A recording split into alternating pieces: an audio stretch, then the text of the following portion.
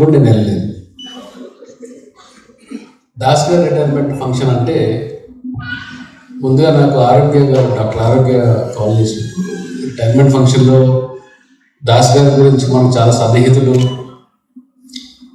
ఆయన గురించి మనం మాట్లాడాలి, అంత ఎమోషనల్గా మాట్లాడతామేమో అని అనుకున్నాను. కానీ దాస్ గారు చెప్పిన మాట ఇప్పుడు మన సోదరుడు ప్రస్తావించాడు.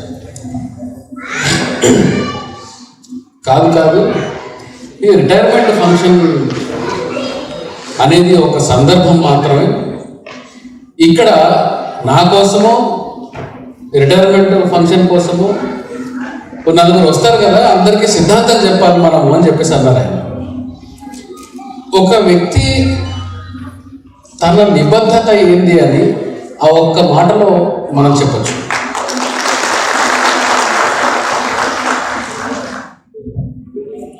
ఇది దాస్ గారు ఈరోజు రిటైర్ అవుతుంటే మేము బయట వచ్చేటప్పుడు డాక్టర్ ఆరోగ్య గారు మేము మధ్యాహ్నం ఏదో నేను వైజాగ్ వచ్చాను కాబట్టి ఎలాగో మీరు వస్తున్నారు కదా అని పక్కన విజయనగరం, శ్రీకాకుళం జిల్లా నుంచి లాగానే కొంతమంది వచ్చారు కలవడం. వాళ్ళని కలిసి రావడంలో కొంచెం ఆలస్యమైంది. వస్తుంటే ఆరోగ్య గారు నేను అనుకున్నాం, బయట ఎంటర్ అవుతుంటేనే అనుకున్నాం మనం నిజంగానే రిటైర్మెంట్ ఫంక్షన్కి వస్తున్నామా అని. ఇంతమంది రిటైర్మెంట్ ఫంక్షన్లో ఉంటారన్న విషయం నాకు నిజంగా వాస్తవంగా తెలియదు. దాస్ గారు ఇంతమందిని సంపాదించుకున్నారు అంటే దానికి కారణం ఏమై ఉంటుంది అని ఇంతకు నుంచి కూర్చొని నేను ఆలోచిస్తున్నాను. ఇదే స్టేజ్ మీద దాదాపు బహుశా 2 సార్లు నేను వచ్చినట్టున్నాను. దాస్ గారు అన్నారు 2 సార్లు వచ్చినట్టున్నాను దానికి. ఒకసారి దాస్ గారే ఇక్కడ ఒక మీటింగ్ అరేంజ్ చేయడం జరిగింది. దాని తర్వాత ఒకసారి ఏదో కన్వెన్షన్ ఏదో చేశాను ఇక్కడ. ఆ కన్వెన్షన్కి కూడా వచ్చాను దాదాపు లాస్ట్ ఇయర్.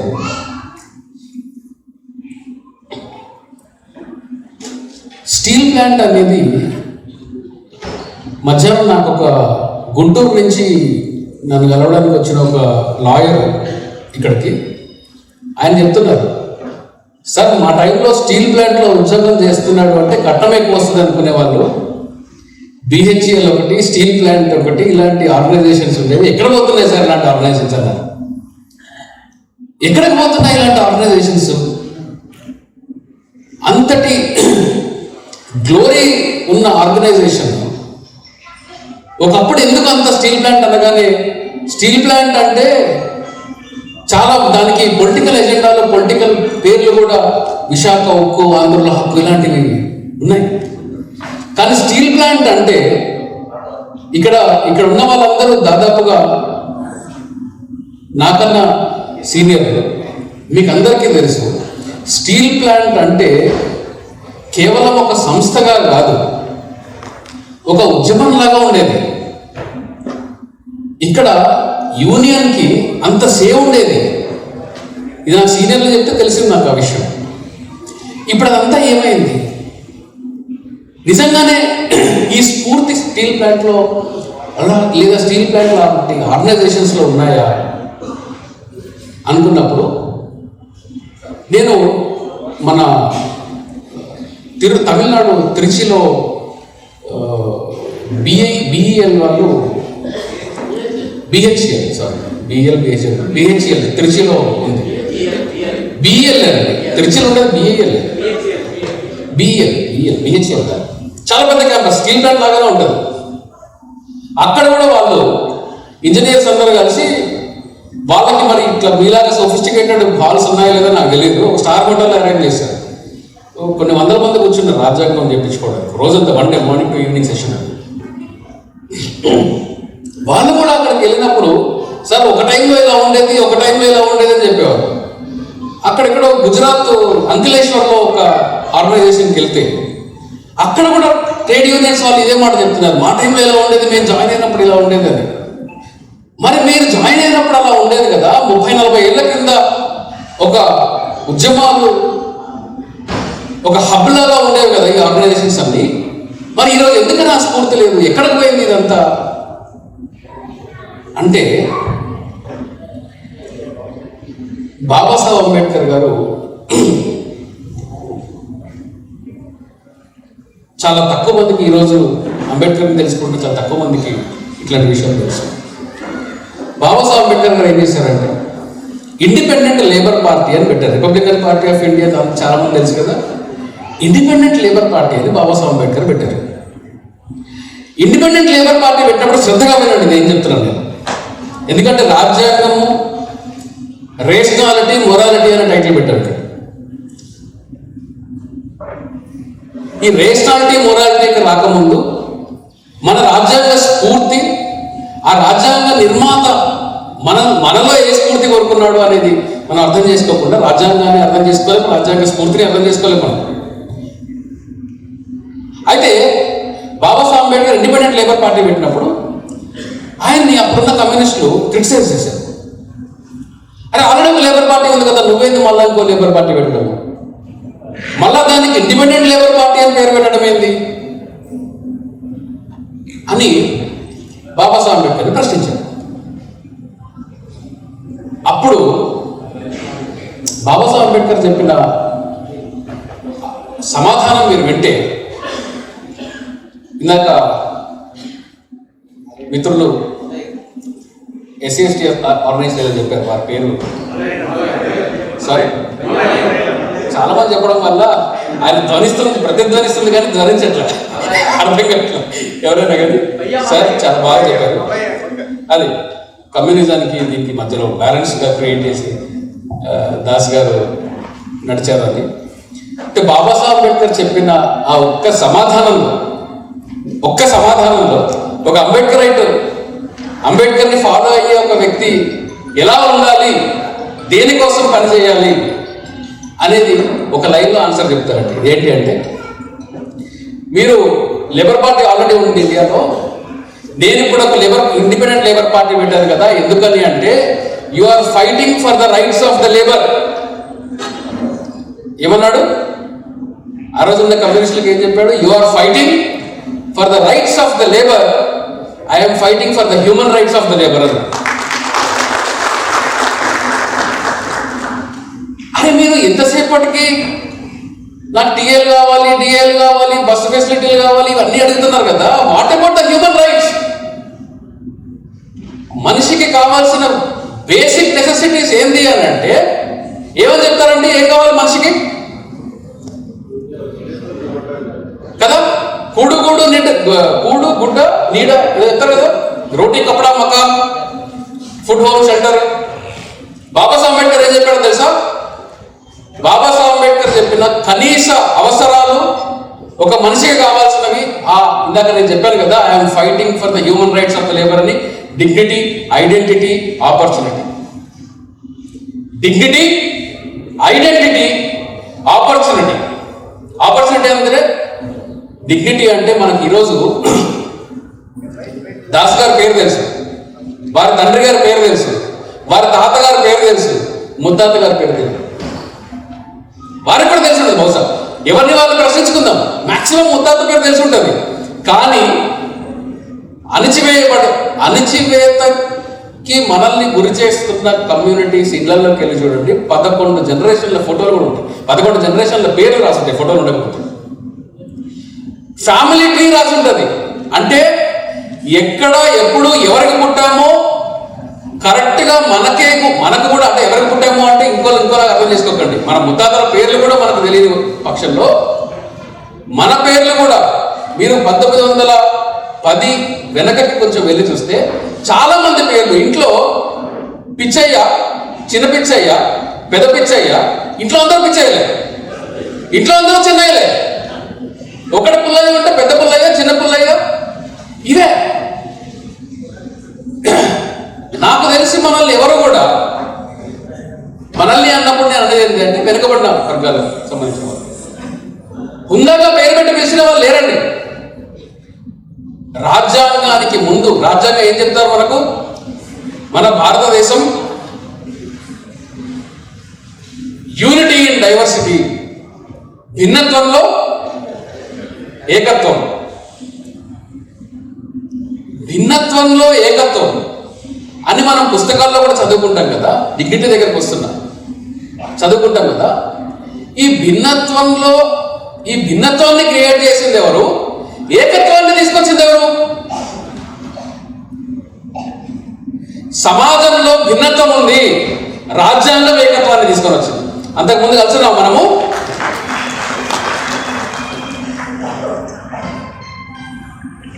రాజ్యాంగానికి ముందు, రాజ్యాంగానికి తర్వాత మన బతుకుల్లో వచ్చిన మార్పు ఈ డిగ్నిటీ, ఐడెంటిటీ, ఆపర్చునిటీ.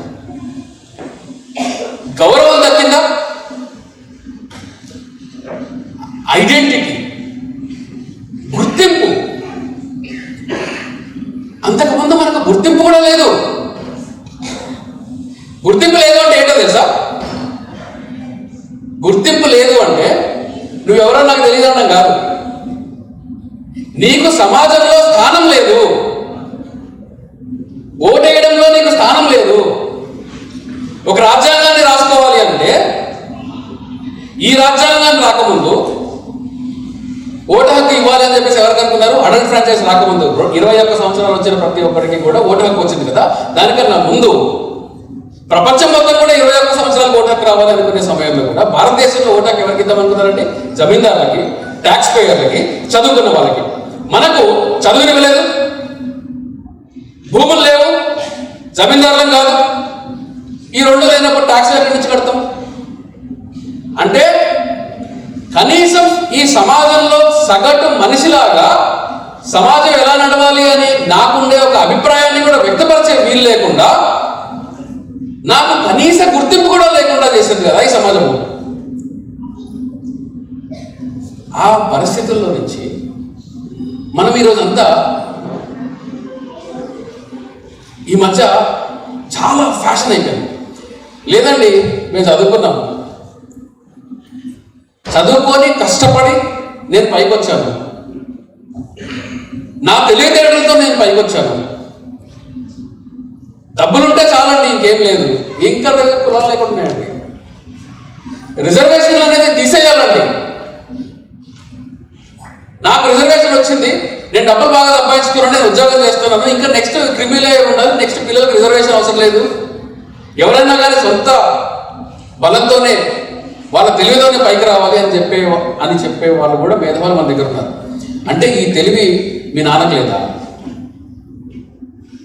ఇప్పుడు మీరు చెప్తున్నారు కదా, నాకు తెలివి ఉంది కాబట్టి, నేను చదువుకున్నాను కాబట్టి నేను పైకి వచ్చానని చెప్తున్నారు కదా. ఇదే తెలివి మీ నాన్నకు లేదా? మీ తాతకి లేదా? మీ ముత్తాతకి లేదా? నేను ఒక్కడే తెలివి గెలవడం. వాళ్ళకి నీకు ఉన్న తేడా ఏంటి? మళ్ళా రాజ్యాంగమే. వాళ్ళకి నీకు ఉన్న తేడా అదే డిగ్నిటీ, ఐడెంటిటీ, ఆపర్చునిటీ. నీకు అవకాశాన్ని క్రియేట్ చేసింది రాజ్యాంగం, సమానమైన అవకాశాన్ని క్రియేట్ చేసింది రాజ్యాంగం. ఆ అవకాశం లేకపోతే మనం ఈరోజు ఇక్కడ ఉండేవాళ్ళం కాదు. రిజర్వేషన్ల వల్ల రాలా ఎవరు బయటికి?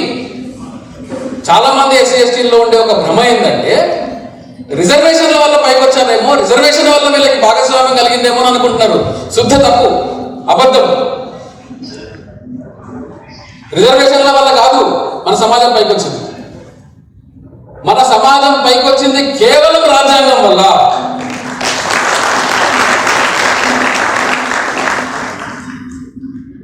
రాజ్యాంగాన్ని కాపాడడానికి తీసుకొచ్చింది రిజర్వేషన్. మళ్ళీ చెప్తున్నా, రిజర్వేషన్ దేనికి వచ్చింది? రాజ్యాంగాన్ని కాపాడుకోవడానికి వచ్చినవే రిజర్వేషన్ సిస్టమ్. ఎందుకు, ఎలా అంటే, మీరు చూడండి, ఈరోజు రాజ్యాంగాన్ని మార్చాలి అని ఒక పొలిటికల్ పార్టీ ప్రస్తావిస్తుంది. రాజ్యాంగాన్ని మార్చాలి అన్న వెంటనే ఇంకొక వర్గం దానికి వ్యతిరేకిస్తుంది. ఈ వ్యతిరేకించే వర్గం ఎవరు అంటే అంబేద్కర్ వర్గం మేజర్గా. ఎందుకు వ్యతిరేకిస్తున్నారు అంటే, అంబేద్కర్ రాశారు కాబట్టి దీన్ని మేము మార్చలేము. ఇది ఒక ఆర్గ్యుమెంటా? ఇది ఒక ఆర్గ్యుమెంటా నిజంగా? అంబేద్కర్ రాశారు కాబట్టి రాజ్యాంగాన్ని మార్చకూడదా? అప్పుడు ఇలాంటిది, నేను హైకోర్టులో పనిచేస్తున్న అప్పటి రాష్ట్ర ముఖ్యమంత్రి కె చంద్రశేఖరరావు అనే ఒక వ్యక్తి కూడా ఇప్పుడు అపోజిషన్ పార్టీలో ఉన్నాడు. ఆయన కూడా రాజ్యాంగాన్ని మార్చుకోవాలి అని చెప్పి ప్రెస్ మీట్ పెట్టి చెప్పాడు. అప్పుడు మేము ఛాలెంజ్ చేశాం. కంచయ్య గారు మీకు? కంచె ఐలయ్య గారు. కంచె ఐలయ్య గారు ఏం చేశారంటే మీటింగ్ పెట్టాడు. పెట్టి ఆర్ట్స్ కాలేజ్లో మీటింగ్ పెట్టి, ఇక కేసీఆర్ నేను డైరెక్ట్గా ఛాలెంజ్ విసురుతున్నా, రాజ్యాంగాన్ని మార్చాలంటున్నావు కదా, నీ క్యాబినెట్ని, నీ లాయర్లని, నీ ఉండే సైన్యం మొత్తాన్ని తీసుకుని రా, ఇక్కడే ఆర్ట్స్ కాలేజ్ ముందు కూర్చున్నాం, మా వైపు నుంచి మా శ్రీకాంత్ ఒకడే వస్తాడు, ఏం మారుద్దామా రాజ్యాంగాన్ని చూసుకుందామని చెప్పాడు. ఛాలెంజ్ చేశాడు. నేను అప్పుడు అన్నది ఏంటి అంటే, అయ్యి నేనేదో పెద్ద మేధావులను కాదు, అది కూడా మనకు బాబాసాహెబ్ అంబేద్కర్ నేర్పించాడు. బాబాసాహెబ్ అంబేద్కర్ నేర్పించాడు. బాబాసాహెబ్ అంబేద్కర్ మనకు నేర్పించింది ఎమోషనల్గా అంబేద్కర్కి కనెక్ట్ అయిపోమని కాదు, అంబేద్కర్కి జేజేలు కొట్టమని కాదు, కేవలం పూలమాలు లేసి జై భీమ్ అని చెప్పి రకరకాల జై భీమ్ అని చెప్తే సరిపోదు. ఆక్రోషంగా జై భీమ్ ఏం రాదు. అంబేద్కర్ ఏమంటాడంటే, ఒక వ్యక్తి, మీకు కొంచెం పొలిటికల్గా చెప్తాను, ఈ మధ్యకాలం వరకు తెలుగు మీడియా ఓపెన్ చేస్తే ఓ మీడియా ఛానల్ కూడా, దయచేసి కొంచెం కట్ చేయండి, నేను పాపం వాళ్ళకి ఏదో వీడియో తర్వాత చూసుకోండి, వాళ్ళకి నేను కాదు, నేను ఆ పేపర్కి నేను ఎవ్రీ బుధవారం రోజు కాలం రాస్తాను, పాపం మన ఫీల్ అవుతారు. ప్రతి బుధవారం సాక్షి పేపర్లో నాకు కాలం ఒకటి వస్తుంది, లీగల్ ఇష్యూస్ రాస్తూ ఉంటాను. ఈసారి కాబట్టి రాజ్యాంగం గురించి రాసేది బాగుంటుంది. అయితే పొద్దున్న లేస్తే పేపర్లో మనకి ఏమొచ్చేదంటే, మాట తప్పడం మడిమ తిప్పని నాయకుడు ఎవరు ఉన్నాడు అంటే ఎవరు? ధన్యవాదాలు. బాబాసాహెబ్ అంబేద్కర్ ఏమనేవారు అంటే, ఈ మాట తప్పను మడిమ తిప్పను అనేది గాడిద స్వభావము అంటాడు. నేను ఆయన అనట్లేదు, బాబాసాహెబ్ మీకు అర్థం కావడానికి కొంచెం డ్రమటైజ్ చేసి చెప్తున్నాను. ఎందుకు అంటే, ఈయన ఎమర్సన్ని కోట్ చేస్తా అంటాడు బాబాసాహెబ్ అంబేద్కర్. ఒక మనిషికి కావాల్సింది మాట మీద నిలబడడం కాదు. నేను 10 ఏళ్ల క్రితం ఈ మాట ఇచ్చాను, ఆ మాట చెప్పాను, మాట ఇవ్వడం మాట చెప్పడం లేదు. నేను 10 ఏళ్ల క్రితం ఆ మాట చెప్పాను కాబట్టి నేను దానికే కట్టుబడి ఉన్నాను, దాని మీద నిలబడి ఉన్నాను అని చెప్పడం గాడిద స్వభావము. ఎందుకు అంటే, ఒక మనిషికి కావాల్సింది మాట మీద నిలబడటం కాదు, ఆ మాట కట్టుబడి ఉండడం కాదు. ఒకవేళ తన ఆలోచన తప్పు అని సైంటిఫిక్గా, రీజనింగ్తో, లాజికల్గా తనకి కానీ కన్వే అయితే తనను తాను మార్చుకోవడానికి సిద్ధంగా ఉండాలి.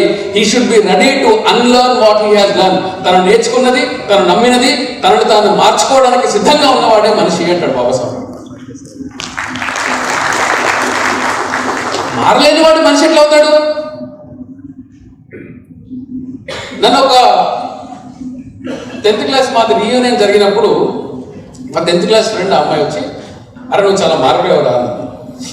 25 ఇయర్ తర్వాత వచ్చి, నువ్వు మారిపోయావురా అంటే, ఈ 25 ఏళ్ళు నేను ట్రావెల్ చేసి వచ్చింది అలాగే 10వ తరగతిలో ఉన్నవాడిలాగా ఉండిపోవడానికి కాదు, మారడానికే వచ్చాను నేను ఇక్కడికి.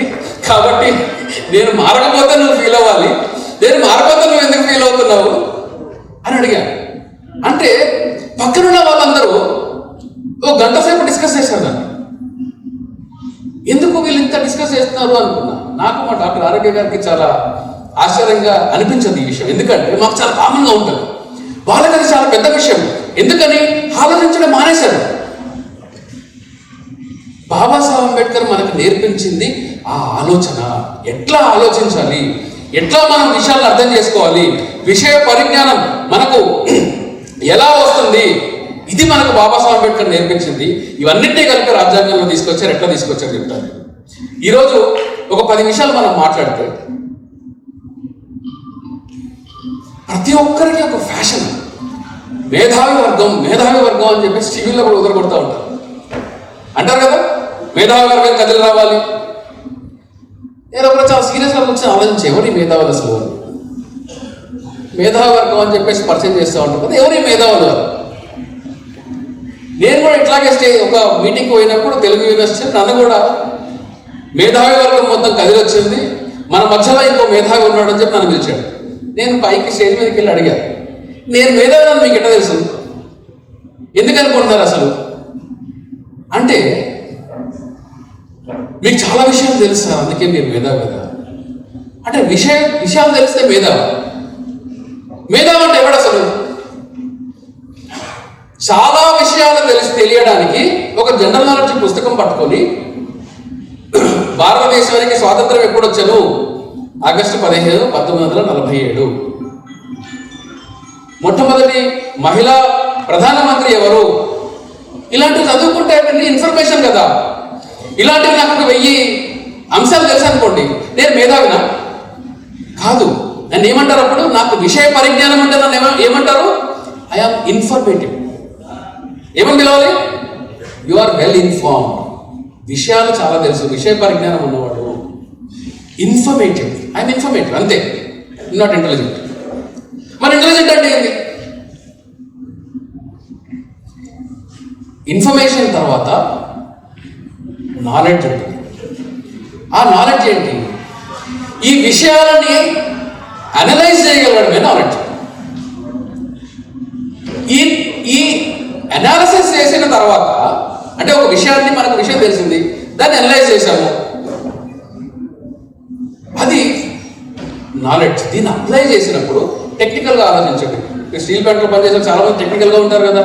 అంటే మీరు చదువుకున్న తర్వాత ఒక 2 వైర్లు జాయిన్ చేస్తే బల్బ్ వెలుగుతుంది అనుకోవడము, దాన్ని అప్లై చేసినప్పుడు యు ఆర్ ఇంటెలిజెంట్, అంతవరకు. మరి మేధావి ఎప్పుడు అవుతాడు అంటే, ఇందాక నేను చెప్పాను చూడండి, బాబాసాహెబ్ అంబేద్కర్ మేడం, తాను ఒక ఇంటెలిజెంట్గా ఈ నాలెడ్జ్ని, ఇన్ఫర్మేషన్ని అప్లికేషన్లో పెట్టగలిగిన వాడు కూడా కాదు, ఇది తప్పు, దీన్ని నేను మార్చగలగాలి అని చెప్పి ఈ థియరీని నేను ఇంకొకలాగా ప్రజెంట్ చేయాలనుకుంటున్నాను, ఈ థియరీ తప్పని నేను నమ్ముతున్నాను అని చెప్పి ఒక కొత్త అంశాన్ని ప్రస్తావించగలిగిన వాడు, ప్రతిపాదించగలిగిన వాడు, ఆ నాలెడ్జ్ని రిఫార్మ్ చేయగలిగిన వాడు, that person will be called as intellectual. అందుకనే మనం పుస్తకాలు రాసిన వాళ్ళు ఇంటలెక్చువల్స్ అంటాం కదా, ఫిలాసఫర్స్ ఇంటలెక్చువల్స్ అంటాం కదా. ఎందుకంటాము అంటే, వాళ్ళు అప్పుడు దాకా సమాజంలో ఉండే నమ్మకాలని ఇది కాదు అని ప్రత్యామ్నాయ ఆలోచన ధోరణిని వాళ్ళు మీకు పరిచయం చేస్తారు. అందుకనే they are called as intellectuals.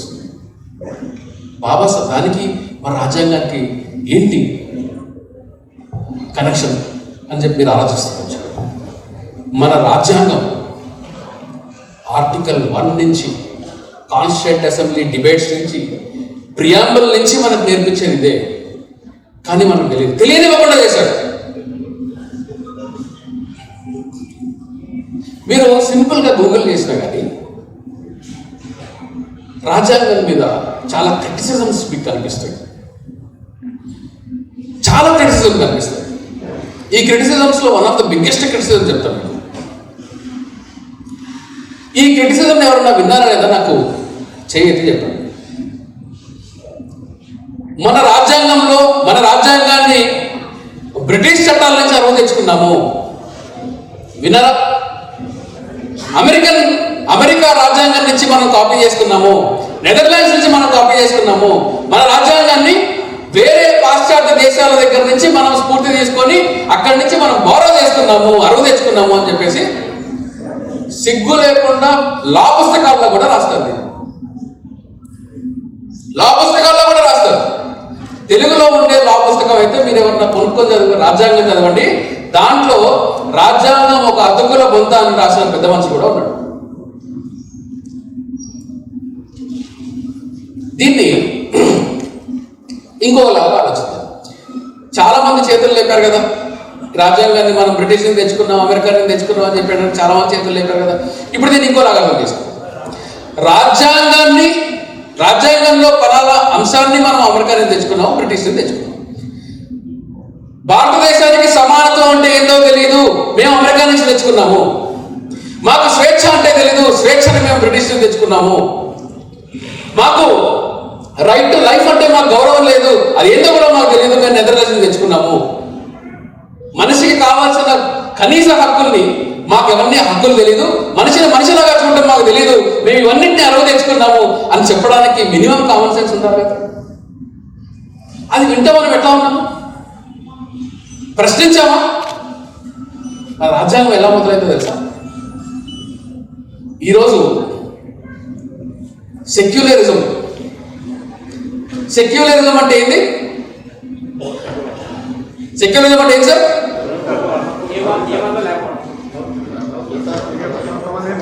కదా, సగం డివైడెడ్ ఆన్సర్స్ వస్తాయి. కొంచెం సమాజంలో యాక్టివ్గా ఉండే వాళ్ళకి ఒక సార్ మన ఆన్సర్ మంచి ఆన్సర్ చెప్పారు. నేను దాన్ని లీగల్గా చెప్తాను. మీరు ఈ మీటింగ్ అయిపోయిన తర్వాత, ఇప్పుడు మొబైల్స్ తీయకండి, ఈ మీటింగ్ అయిపోయిన తర్వాత మీరు సెక్యులరిజంని వికీపీడియాలో చదవండి. అందులో ఇండియన్ సెక్యులరిజంకి మాత్రం సపరేట్గా పేరు ఉంటుంది, సపరేట్గా ఒక మీనింగ్ ఉంటుంది. ఇండియన్ సెక్యులరిజం అని ఉంటుంది. ఈ ఇండియన్ సెక్యులరిజం అంటే ఏంటి అంటే అన్ని మతాలు సమానమే, అన్ని మతాలు సమానం అని చెప్పడం సెక్యులరిజం. ఇది భారతదేశంలో మాత్రమే ఉండే డెఫినేషన్. ఇది ప్రపంచం మొత్తం కూడా సెక్యులరిజం అంటే ఏం తెలుసా? మతానికి రాజ్యానికి సంబంధం లేకుండా ఉండడం, మతరహిత రాజ్యంగా ఉండడం. అంటే ప్రభుత్వానికి మతానికి సంబంధం లేదు, state and religion are separate. ఇది సెక్యులరిజం అంటే. కానీ మనం భారతదేశంలో ఏం చేసాము? అన్ని మతాలు సమానమే, ఇది సెక్యులరిజం అని చెప్పాము. దాన్ని బట్టి ఏమైపోయింది? అసలు రాజ్యాంగం ఏం చెప్తుందో కూడా మనకు తెలియకుండా అయిపోయింది. ఒక లైన్, ఒక పదంతో మార్చేశారు కదా మన మైండ్ సెట్ని. మతాలు లేదు, కులాలు లేదు, అన్ని కులాలు సమానమే, కులమే అసమానము, దానిలో సమానత్వం ఏంటి? సెక్యులరిజం అంటే అది కాదు. మన భారతదేశం ఎలాంటి సెక్యులర్ క్యారెక్టర్ని కలిగి ఉందో తెలుసా? మీరు మొత్తం భూతత్వం పెట్టి వెతికినా కానీ ఈ మధ్య కొన్ని పొలిటికల్ పార్టీస్ వాళ్ళు అంటున్నారు ప్రియాంబుల్లో అసలు సెక్యులరిజమే లేదు అంటున్నారా లేదా? రాజ్యాంగ పీఠికలో లౌకికవాదం అనే పదమే లేదు, సెక్యులరిజం అనే పదమే లేదు. కాంగ్రెస్ గవర్నమెంట్ వాళ్ళు ఎమర్జెన్సీ తర్వాత ఇందిరాగాంధీ తీసుకొని వచ్చి ఆపరేషన్ బ్లూ స్టార్ తర్వాత తీసుకొచ్చి పెట్టింది అని చెప్పేసి దాన్ని తీసేయాలి అని చెప్పి మళ్ళీ ఇంకొక వాదన, ఇంకొక డిమాండ్. అసలు ఈ రాజ్యాంగ పీఠిక రాజ్యాంగంలో భాగమే కాదు కాబట్టి దీన్ని అమెండ్ చేసుకోవచ్చు అని ఇంకొక లీగల్ డిబేట్. దాని ద్వారా భారత రాజ్యాంగంలో సెక్యులరిజం ఉండాలా లేదా అనే లెవెల్కి మన ఆలోచన తీసుకొని వెళ్ళిపోయారు. వాళ్ళు తీయమనేది ఏంటి? పదం మాత్రమే. తీయమనేది ఏంటి? పదం. సెక్యులరిజం అనే ఒక పదాన్ని తీయమంటున్నారు. అంటే ఈ పదాన్ని చేర్చక ముందు భారతదేశ క్యారెక్టర్లో సెక్యులరిజం లేదా? పదాన్ని తీసేసామనుకోండి, భారతదేశంలో సెక్యులరిజం లేకుండా పోతుందా? కానీ పదాల ద్వారా, పదజాలాల ద్వారా రూలింగ్ క్లాస్, లాంగ్వేజ్ అనేదే ruling class. Language in it self is ruling class. ఈ పదాల ద్వారా మన భావాలను ఎట్లా మారుస్తున్నారంటే రాజ్యాంగాన్ని సెక్యులర్ చేశారు, అన్ని మతాలు మన దగ్గరకు వచ్చేస్తున్నాయి, మన మీద దాడి చేస్తున్నాయి. కానీ మీకు రాజ్యాంగ పరిషత్తులో కాన్స్టిట్యూంట్ అసెంబ్లీ డిబేట్స్లో జరిగిన ఒక మంచి తమాషా అనే విషయం చెప్తాను. బహుశా చాలా మంది తెలిసి ఉండకపోవచ్చు, లేదా లాస్ట్ టైం మీటింగ్ వచ్చినప్పుడు ఇదే స్టేజ్లో చెప్పినట్టు గుర్తున్నాను. ఏమైంది అంటే మీలో రాజ్యాంగాన్ని ఎంతమంది చూశారు? చాలా చాలా సిన్సియర్గా కొంతమంది మాత్రం లేపారు. ఎందుకంటే నేను నా ప్రశ్న కూడా కొంచెం ఆశాజనకమైన ప్రశ్న, చదివారనే సాహసం నేను చేయను. ఎందుకంటే లాయర్లు చదవరు. సడన్ గా లాయర్లను అడిగారంటే వాళ్ళు కూడా చెప్పరు. కాబట్టి ఆ సాహసం నేను చేయను. ఎంతమంది చూశారంటే ఒక 10 చేతులు వేసాయి. అమెరికన్ రాజ్యాంగాన్ని ఎవరన్నా చూసారా? ఆబ్వియస్ గా చూడలేదు. భారత రాజ్యాంగమే తెలియదు, అమెరికన్ రాజ్యాంగం మనం ఎక్కడ? అమెరికా అడ్వాన్స్డ్ కంట్రీ అని అనుకుంటాం కదా. ఈరోజు మనకు టాయిలెట్కి వెళ్ళాలన్నా కానీ అమెరికన్ టాయిలెటే కావాలి. మీకు పీవీఆర్ అనే ఒక ఇది తెలుసా? సినిమా హాల్స్ ఉంటాయి కదా, పీవీఆర్. నెక్స్ట్ టైము అంటే ఉమెన్స్ టాయిలెట్లకు ఆబ్వియస్గా నేను వెళ్ళలేను కాబట్టి నాకు తెలియదు. మెన్స్ టాయిలెట్కి వెళ్ళినప్పుడు అబ్జర్వ్ చేయండి. పీవీఆర్ వాళ్ళు మెన్స్ టాయిలెట్లో అమెరికన్ స్టాండర్డ్ అనే ఒక కమోడ్ని వాడతారు. నేను ఫోటో తీసి సరదాగా ఫేస్బుక్లో కూడా పెట్టాను. అమెరికన్ స్టాండర్డ్ అని ఉంటుంది దాని మీద, టాయిలెట్ పోసే దగ్గర. మనం టాయిలెట్ పోయడానికి అమెరికన్ స్టాండర్డ్ కావాలి, మోషన్ పోవడానికి అమెరికన్ స్టాండర్డ్ కావాలి. ఈ అమెరికన్ స్టాండర్డ్ అయితే చెప్తాను చూడండి. ఇప్పుడు వీళ్ళ రాజ్యాంగం వచ్చినప్పుడు, అమెరికా రాజ్యాంగం వచ్చినప్పుడు స్త్రీలకి కనీస గుర్తింపు లేదు. కానీ డిబేట్ లేకుండా మొట్టమొదటిసారి స్త్రీలకి సరైన గౌరవము, సమాన హక్కు, గౌరవం ఇచ్చింది భారత రాజ్యాంగం. మన తర్వాత తెచ్చుకున్నారు వాళ్ళు మనల్ని కాపీ చేయాలి, మనం కాదు వాళ్ళని కాపీ చేయాల్సింది. అమెరికన్ కాన్స్టిట్యూషన్, ఈ రోజు కూడా అమెరికన్ కాన్స్టిట్యూషన్ మీకు తెలుసలేదు, వాళ్ళ ప్రియాంబుల్లో in the name of God అని ఉంటారు. అంటే వాళ్ళ రాజ్యాంగాన్ని దేవుడి పేరుతో దేవుడికి అంకితం ఇచ్చి వాళ్ళ హక్కుల్ని వాళ్ళు రాసుకున్నారు అమెరికన్ కాన్స్టిట్యూషన్. మరి పొద్దున్న లేస్తే సాయంత్రం దాకా మతాల పేరుతో తన్నుకొని తెచ్చే మనము మన రాజ్యాంగంలో ఎందుకు దేవుడిని పెట్టుకోలేదు? అమెరికన్ రాజ్యాంగంలో అంత అడ్వాన్స్డ్ కంట్రీ అనుకున్న దగ్గర, డెమోక్రటిక్ గా ఉంటుంది అక్కడ అనుకున్న దగ్గర కూడా ఈ రోజు కూడా దేవుడు ఉన్నాడు కదా రాజ్యాంగంలో. మరి మన రాజ్యాంగంలో దేవుడు ఎందుకు లేడు? కానీ ఇక్కడ వేల దేవుడు కాబట్టి లేరంటారా? కరెక్ట్గా చెప్పారు సార్, భలే చెప్పాడు ఆయన సార్ ఆన్సర్. అక్కడ ఒకటే దేవుడు కాబట్టి ఇంత నేమ్ ఆఫ్ గాడ్ ఉన్నారు, ఇక్కడ వేల దేవుడు కదా అందుకే ఇక్కడ దేవుడిని పెట్టలేదని ఆయన తెలిసి చెప్పినా తెలియక చెప్పినా అది నిజమైన ఆన్సర్. అది ఎందుకు అంటే రాజ్యాంగాన్ని రాసుకునేటప్పుడు కాన్స్టిట్యూంట్ అసెంబ్లీలో కూడా ఈ పేచీ జరిగింది.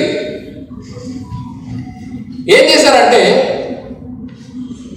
సబ్జెక్ట్ కరెక్షన్ కామత్ అనే ఒక మెంబరు, ఈయన రాజ్యాంగం పీఠికని, ప్రియాంబుల్ని in the name of God అని స్టార్ట్ చేయాలి అని అన్నాడు. ఇంకొక ప్రతిపాదన ఏంటంటే in the name of Gandhi అని కూడా స్టార్ట్ చేయాలి అని చెప్పి ఒక ప్రపోజల్ వచ్చింది. గాంధీ గారి పేరుతో రాజ్యాంగం మొదలు పెట్టాలి, దేవుడి పేరుతో రాజ్యాంగాన్ని మొదలు పెట్టాలి. అప్పుడు బాబు రాజేంద్ర ప్రసాద్ ఏమన్నారంటే, అయ్యా దేవుడికి గాంధీకి మనం పేచీ పెట్టద్దు రాజ్యాంగంలో, కాబట్టి మనము దీని మీద డిస్కషన్ వద్దు అన్నాడు. కానీ నువ్వు చెప్తే మేము వినేది అని చెప్పి, లేదు మాకు రాజ్యాంగం దేవుడి పేరుతోనే స్టార్ట్ అవ్వాలి అని చెప్పి గొడవ స్టార్ట్ అయింది. ఈ మధ్య 2014లో కొత్త పిచ్చగాళ్ళు వచ్చిన తర్వాత, సబ్జెక్ట్ కరెక్షన్, రాజ్యాంగాన్ని కొత్తగా చూసిన వాళ్ళు వచ్చిన తర్వాత రాజ్యాంగాన్ని పట్టుకొని రాజ్యాంగం మొత్తం రామాయణం ఉంది, రాజ్యాంగం మొత్తం భాగవతం ఉంది, ఇదిగోండి ఆర్ట్ చూడండి అని చెప్పేసి ఒక లా మంత్రి చూపించాడు మనకు. ఆ కథ గురించి వస్తాను తర్వాత, నేను దాని గురించి అన్ని సగం చెప్తాను. అయితే మరి వీళ్ళందరూ ఏం చేశారంటే, లేదు in the name of God start అవ్వాలి అని అన్నప్పుడు మరి బెంగాల్ వాళ్ళు ఊరుకుంటారా? మన దీదీ వాళ్ళ దాదాలు ఎవరు? దీది మమతా బెనర్జీ ఫాలో అవుతున్నారు. అయితే దీదీ వాళ్ళ దాదాలు ఉండేవాళ్ళు కదా, వాళ్ళు ఊరుకోరు కదా. బెనర్జీ, చటర్జీ, ముఖర్జీ వాళ్ళు ఎట్లా ఊరుకుంటారు? In the name of God అంటే దేవుడి పేరుతో కాదు, మేము దుర్గాదేవిని పూజిస్తాము, ఇది దేవత పేరుతో స్టార్ట్ అవ్వాలి రాజ్యాంగం అని అన్నారు. అరే ఇది దేవుడి పేరుతో, దేవత పేరుతో, ఎవడు పిచ్చివాడు లేచి గాంధీ పేరు, దేవుడి పేరు, దేవత పేరు, లేదు న్యూట్రల్ గా ఉండాలి, జీసస్ ఉన్నాడు, అల్లా ఉన్నాడు, ఇవన్నీ కాదు, మనందరం గాడ్తో స్టార్ట్ చేద్దాము అని చెప్పేసి ఒక కన్సెన్సస్కి వచ్చిన తర్వాత ఇట్లా కాదు అని చెప్పి దీన్ని వ్యతిరేకించిన వాళ్ళు కూడా ఉన్నారు. చూడండి, నేను ఏ దేశం గురించి మాట్లాడుతున్నా? అమెరికా గురించి కాదు, భారతదేశం గురించి మాట్లాడుతున్నా. ఈ డిస్కషన్ మొత్తం అమెరికన్ రాజ్యాంగం రాసేటప్పుడు జరగల, భారతదేశ రాజ్యాంగం రాసేటప్పుడు జరిగింది 1949. అయితే సరే ఇదంతా ఎందుకు పంచాయతీ అని చెప్పి, సార్ పర్లేదు వాళ్ళకి కుర్చీలు దొరుకుతాయి, ఎవరి కుర్చీలు వాళ్ళు చూసుకుంటారు. ఇక్కడ రాజకీయ నాయకులు ఎవరు లేరు, కుర్చీలు ఉన్నాయి కాబట్టి వాళ్ళు ఏం లాక్కోరు, కూర్చుంటారు లేదు. అయితే ఈ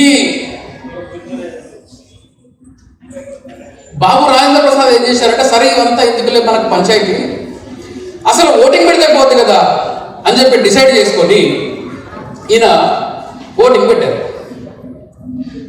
ఓటింగ్ పెడితే ఎవరికి జరిగింది ఓటింగ్? దేవుడికి, ఎవరికి?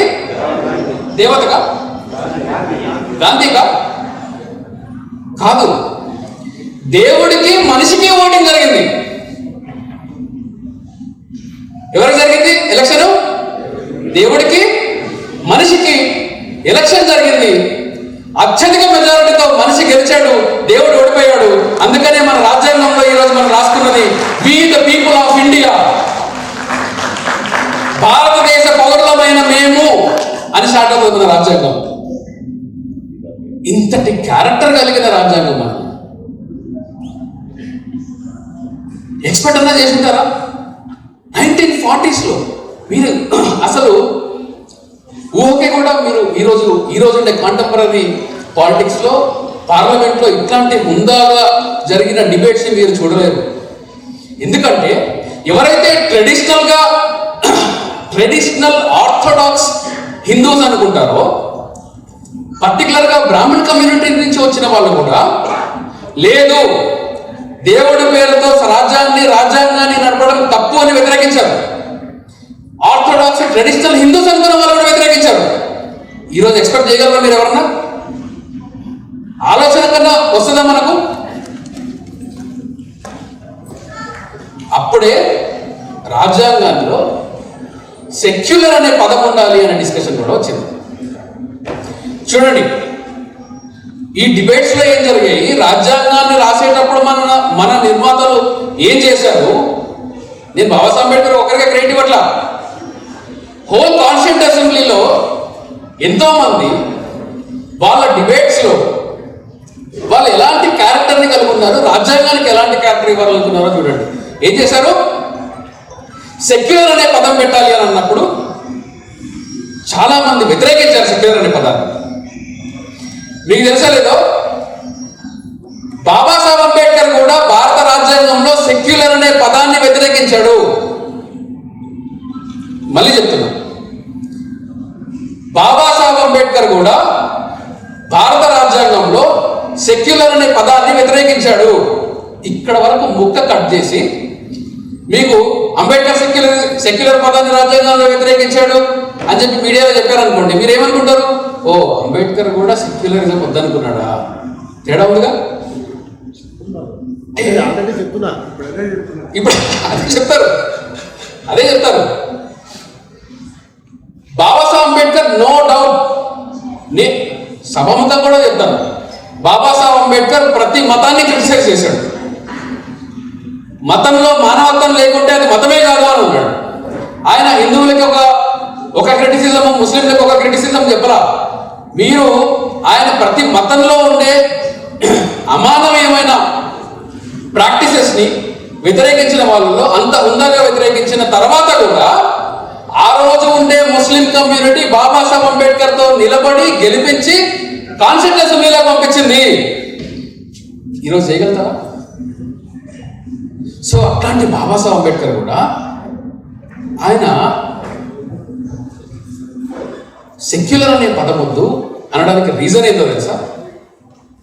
ఆయన చెప్పింది ఏంటి అంటే, మన రాజ్యాంగం సెక్యులర్ క్యారెక్టర్ కలిగి ఉండాలి, సెక్యులర్ పదం కాదు అన్నాడు. అర్థమైందా? సెక్యులర్ క్యారెక్టర్ కలిగి ఉండాలి, సెక్యులర్ పదం కాదు. పదం ఉంటే ఏంటి, లేకపోతే ఏంటి? నీ క్యారెక్టర్ కదా ఉండాలి. ఇప్పుడు ఫర్ ఎగ్జాంపుల్,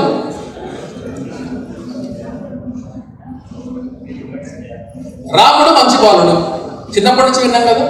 అంటే మనకేంటంటే ప్రతి కథలో కూడా రాముడు మంచి బాలుడు, పేద బ్రాహ్మణుడు, పేద మానవుడు, పేద మానవుడు ఉన్నాడు, వీళ్ళందరూ రిచ్ అనమాట. ప్రతి కథలో కూడా పేద బ్రాహ్మణుడు, రాముడు మంచి బాలుడు, ఇలాంటివి చూస్తాం కదా. మరి రాముడు మంచి బాలుడు అంటే రాముడులందరూ మంచివాళ్ళేనా? ఫలానా వాడు మంచివాడు అనగానే మనకు ఏంటి, దాని కొలమానం ఏంటి? ఆ మంచి క్యారెక్టర్ కలిగి ఉండాలి ఆ వ్యక్తి. అట్లాగే రాజ్యాంగం కూడా మతం నుంచి ప్రభుత్వాన్ని, మతం నుంచి రాజ్యాన్ని వేరుపరిచేలాగా మన రాజ్యాంగం ఉండాలి, చట్టాలు ఉండాలి. అంతేగాని ప్రతి దానిలో మనం సెక్యులరిజం అన్నామని అంటే, సెక్యులర్ అనే పదాన్ని వాడడం వల్ల ఫ్యూచర్లో దీన్ని డివేట్ చేసే ఛాన్స్ ఉంది అని కూడా ఆ రోజు కాన్స్టిట్యూంట్ అసెంబ్లీ డిబేట్స్ జరిగే క్రమంలో మనం చదివితే మనకు అర్థమవుతుంది.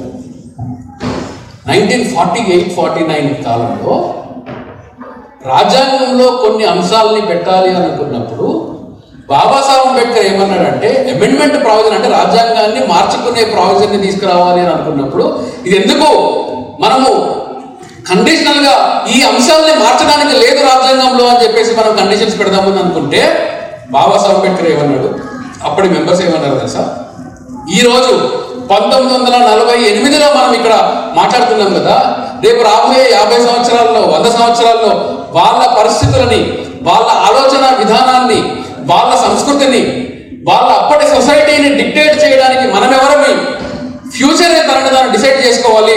మనం ఈరోజు ఎవరికి కూడా కండిషన్ పెట్టకూడదు, ఆ కండిషనల్ గా మనం సమాజాన్ని నడపాలి అనుకోకూడదు అన్నంతటి గొప్ప రాజ్యాంగ నిర్మాతలు మన రాజ్యాంగాన్ని రాశారు. అందుకనే మనకి ఈరోజు రాజ్యాంగాన్ని మార్చుకోగలిగిన, రాజ్యాంగాన్ని అమెండ్మెంట్ చేసుకోగలిగిన ప్రాజెక్ట్స్ మాత్రమే. మీకు ఇవన్నీ చెప్తా ఉంటే ఇందాక ఆయన మాట్లాడేటప్పుడు 2 నిమిషాలు 3 నిమిషాలు అని చెప్పారు, నాకు టైం చెప్పలేదు.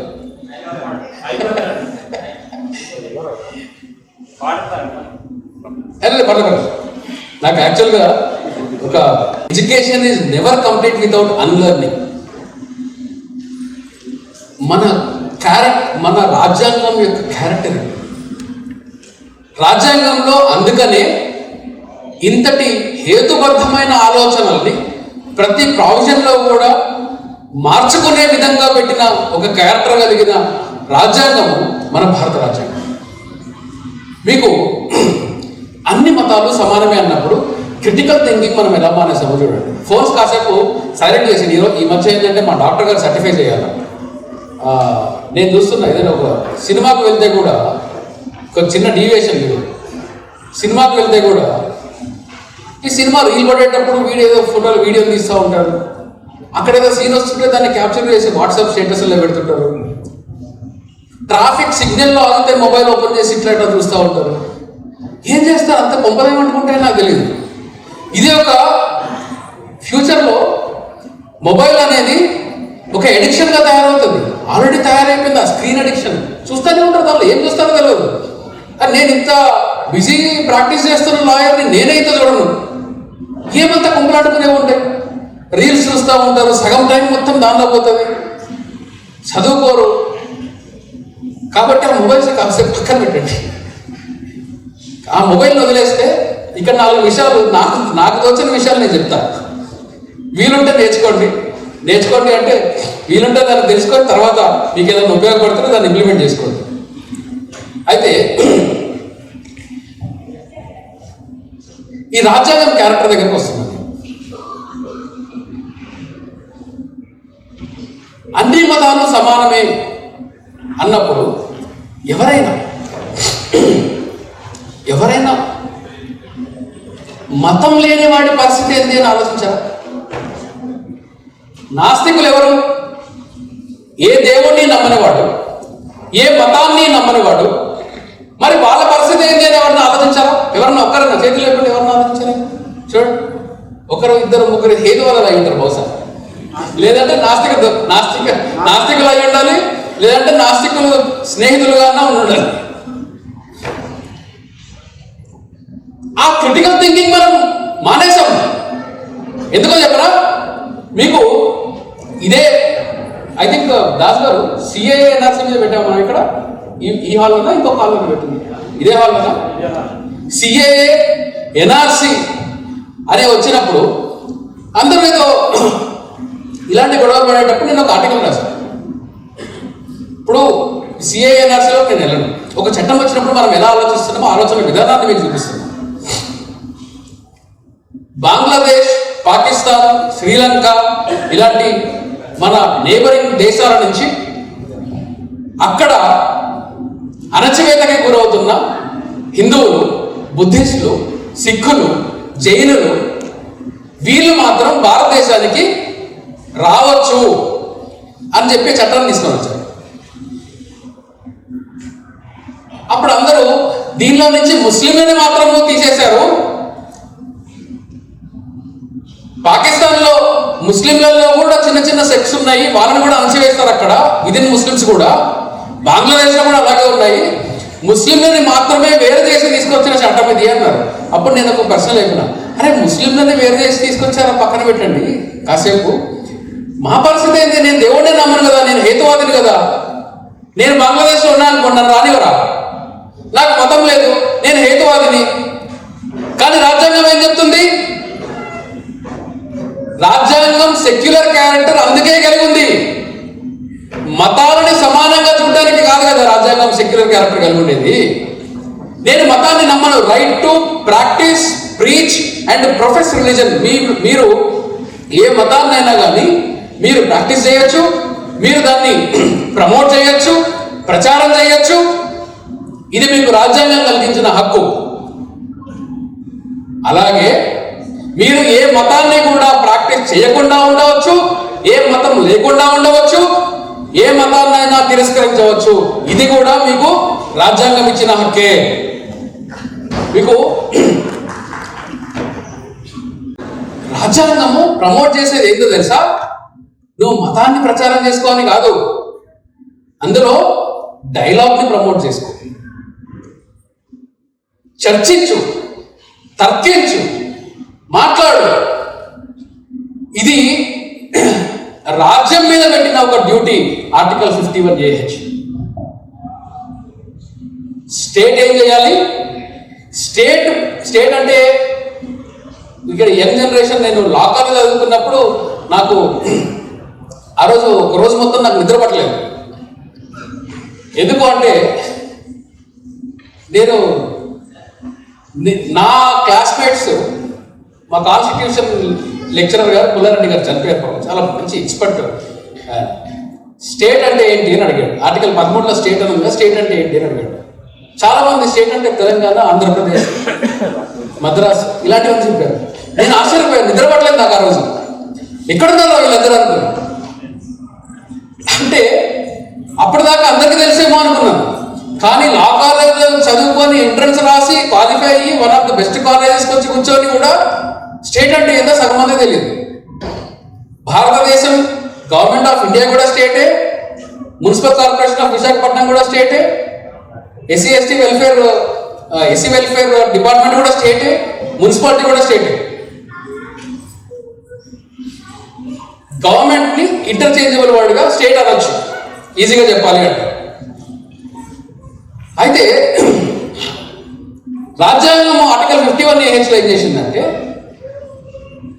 ఈ సెక్యులర్ క్యారెక్టర్ని కలిగి ఉండాలి అని చెప్పేసి అన్నారు కదా రాజ్యాంగ నిర్మాతలప్పుడు. వీళ్ళు ఏం చేశారంటే స్టేట్కి ఒక కాన్స్టిట్యూషనల్ డ్యూటీని పెట్టారు. ఈ డ్యూటీ ఏంటి అంటే, ప్రతి ఇన్స్టిట్యూషన్లో కూడా, సాధారణ పౌరుల్లో కూడా ప్రభుత్వాలు, రాజ్యాంగం ఏం చేయాలి అంటే రీజనింగ్ని, అంటే reasoning, logic, evidence, scientific, humanist వాల్యూస్ని పెంచాలి.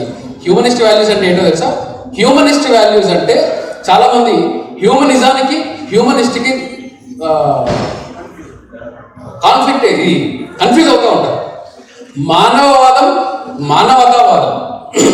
మానవతావాదం అంటే సగటు మనిషికి నేను సహాయం చేస్తాను, అన్నదానం చేస్తాను, రక్తదానం చేస్తాను, ఇది మానవత్వం.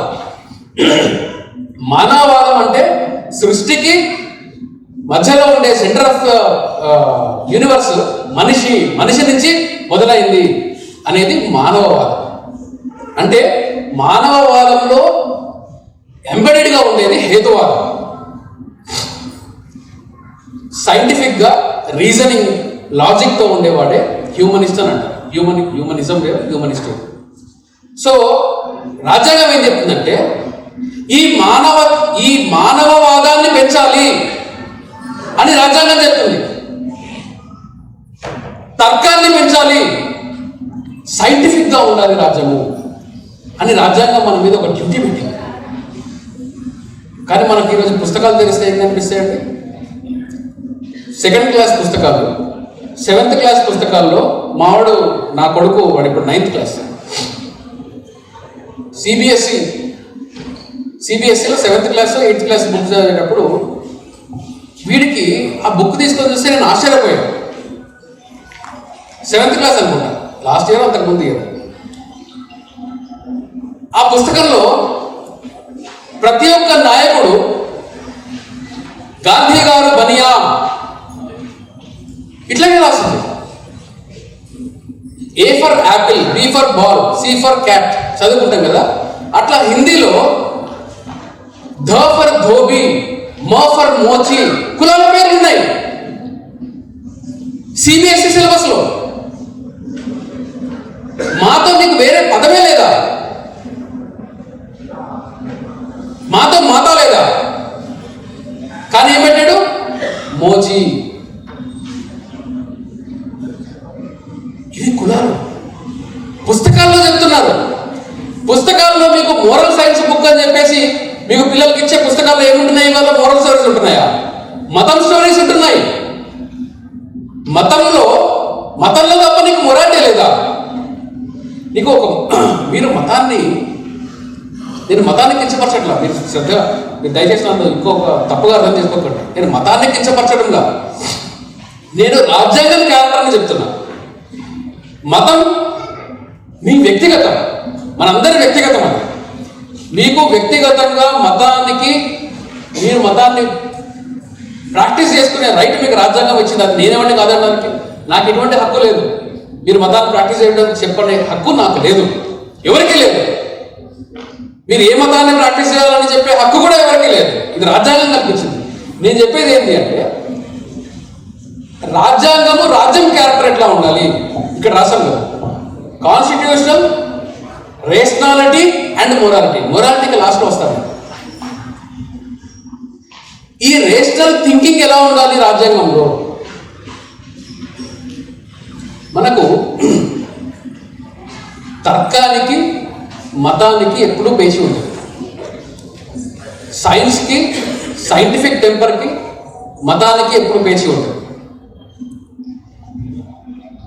వ్యక్తిగతమైన లైఫ్లో మీరు మీ మతంలో ఉండేది సైంటిఫిక్ అని అనుకోవచ్చు, తప్పులేదు. That is your faith. నమ్మకానికి సైన్స్ అవసరం లేదు. కానీ రాజ్యాంగంలో నమ్మకానికి కాదు సైన్స్ ఉండాల్సింది. మీ నమ్మకంతో జడ్జిమెంట్లు ఇవ్వరు.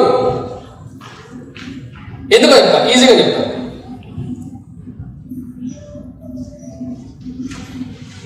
నేను ఒక మనిషిని చంపేశాను అనుకోండి,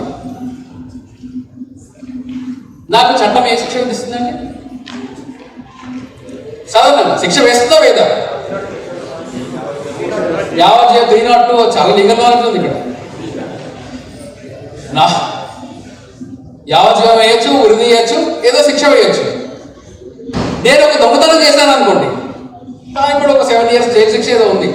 420 చీటింగ్ చేశాను అనుకోండి, దానికి ఏదో శిక్షలు ఉన్నాయి. కానీ నేను ఒక హిందువునైతే, నేను హిందువుని, నువ్వు నన్ను శిక్షించడానికి వీలు లేదు. నేను ఇప్పుడు చేసిన తప్పులకి నేను చచ్చిపోయిన తర్వాత నరకంలో నన్ను ఆయుల్లో వేయిస్తారు కాబట్టి నువ్వు ఇక్కడ నన్ను శిక్షించడానికి వీలు లేదు అని అంటామా? అది నేను చెప్పాను కదా, సైంటిఫిక్ టెంపర్ అని. మరి ఇది సైంటిఫికా, మతమా? అంతే కదా. మనిషి జీవనం తర్వాత నీకు మతం ఉండొచ్చు, ఉండకపోవచ్చు. దానికోసం నేను ఇవాళ నేను శిక్షించను అని చెప్పదు రాజ్యాంగం. అక్కడ మీకు రాజ్యాంగము, చట్టము వస్తుంది. వాడు చేసిన పాపానికి వాడే పోతాడు అనుకుంటే ఇంక కోర్టులో అవసరం లేదు, జైల్లో అవసరం లేదు, శిక్షలు అవసరం లేదు, ఏం అవసరం లేదు. ప్రతి ఒక్కడికి పాపం చేస్తాడు, అయిపోతాడు. వాడు పాపం వాడే పోతాడు కూడా అయిపోయింది. అందుకనే మతానికి, రాజ్యాంగానికి ఒక డిస్టింక్షన్ ఉంది. లేకుంటే ప్రతి ఒక్కరు నేను నమ్మిందే కరెక్ట్, నేను నమ్మిందే సైన్స్ అని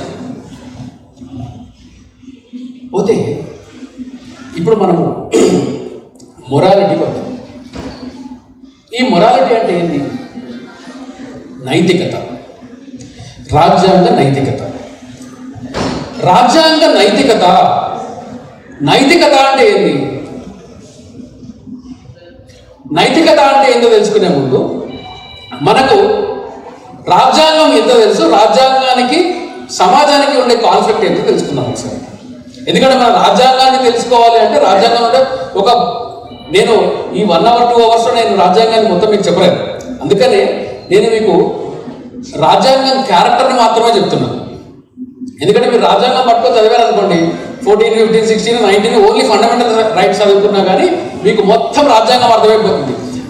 నేను మీకు మళ్ళా బలగదు చెప్తా, రాజ్యాంగంలో మీరు కేవలం ఒక ఆర్టికల్ని చదివి రోజు లేచి 30 రోజుల పాటు చదివి ఒకే ఆర్టికల్ని, ఒక్క సింగిల్ ఆర్టికల్ని చదివితే మీకు రాజ్యాంగం క్యారెక్టర్ అర్థం కావడమే కాకుండా మీ ముందు ఎటువంటి లీగల్గా ఎటువంటి ఇష్యూ వచ్చినా కానీ మీకు దానికి ఒక లీగల్ రెమెడీ తెలిసిపోతుంది. అదే ఆర్టికల్ 13, ఆర్టికల్ 13. ఎందుకు అంటే మీరు 13ని గుర్తుపెట్టుకోండి, లేదంటే ఒకసారి మొబైల్ యూజ్ చేసుకొని రాసుకోండి. ఆర్టికల్ 13 ఏం చెప్తుంది అంటే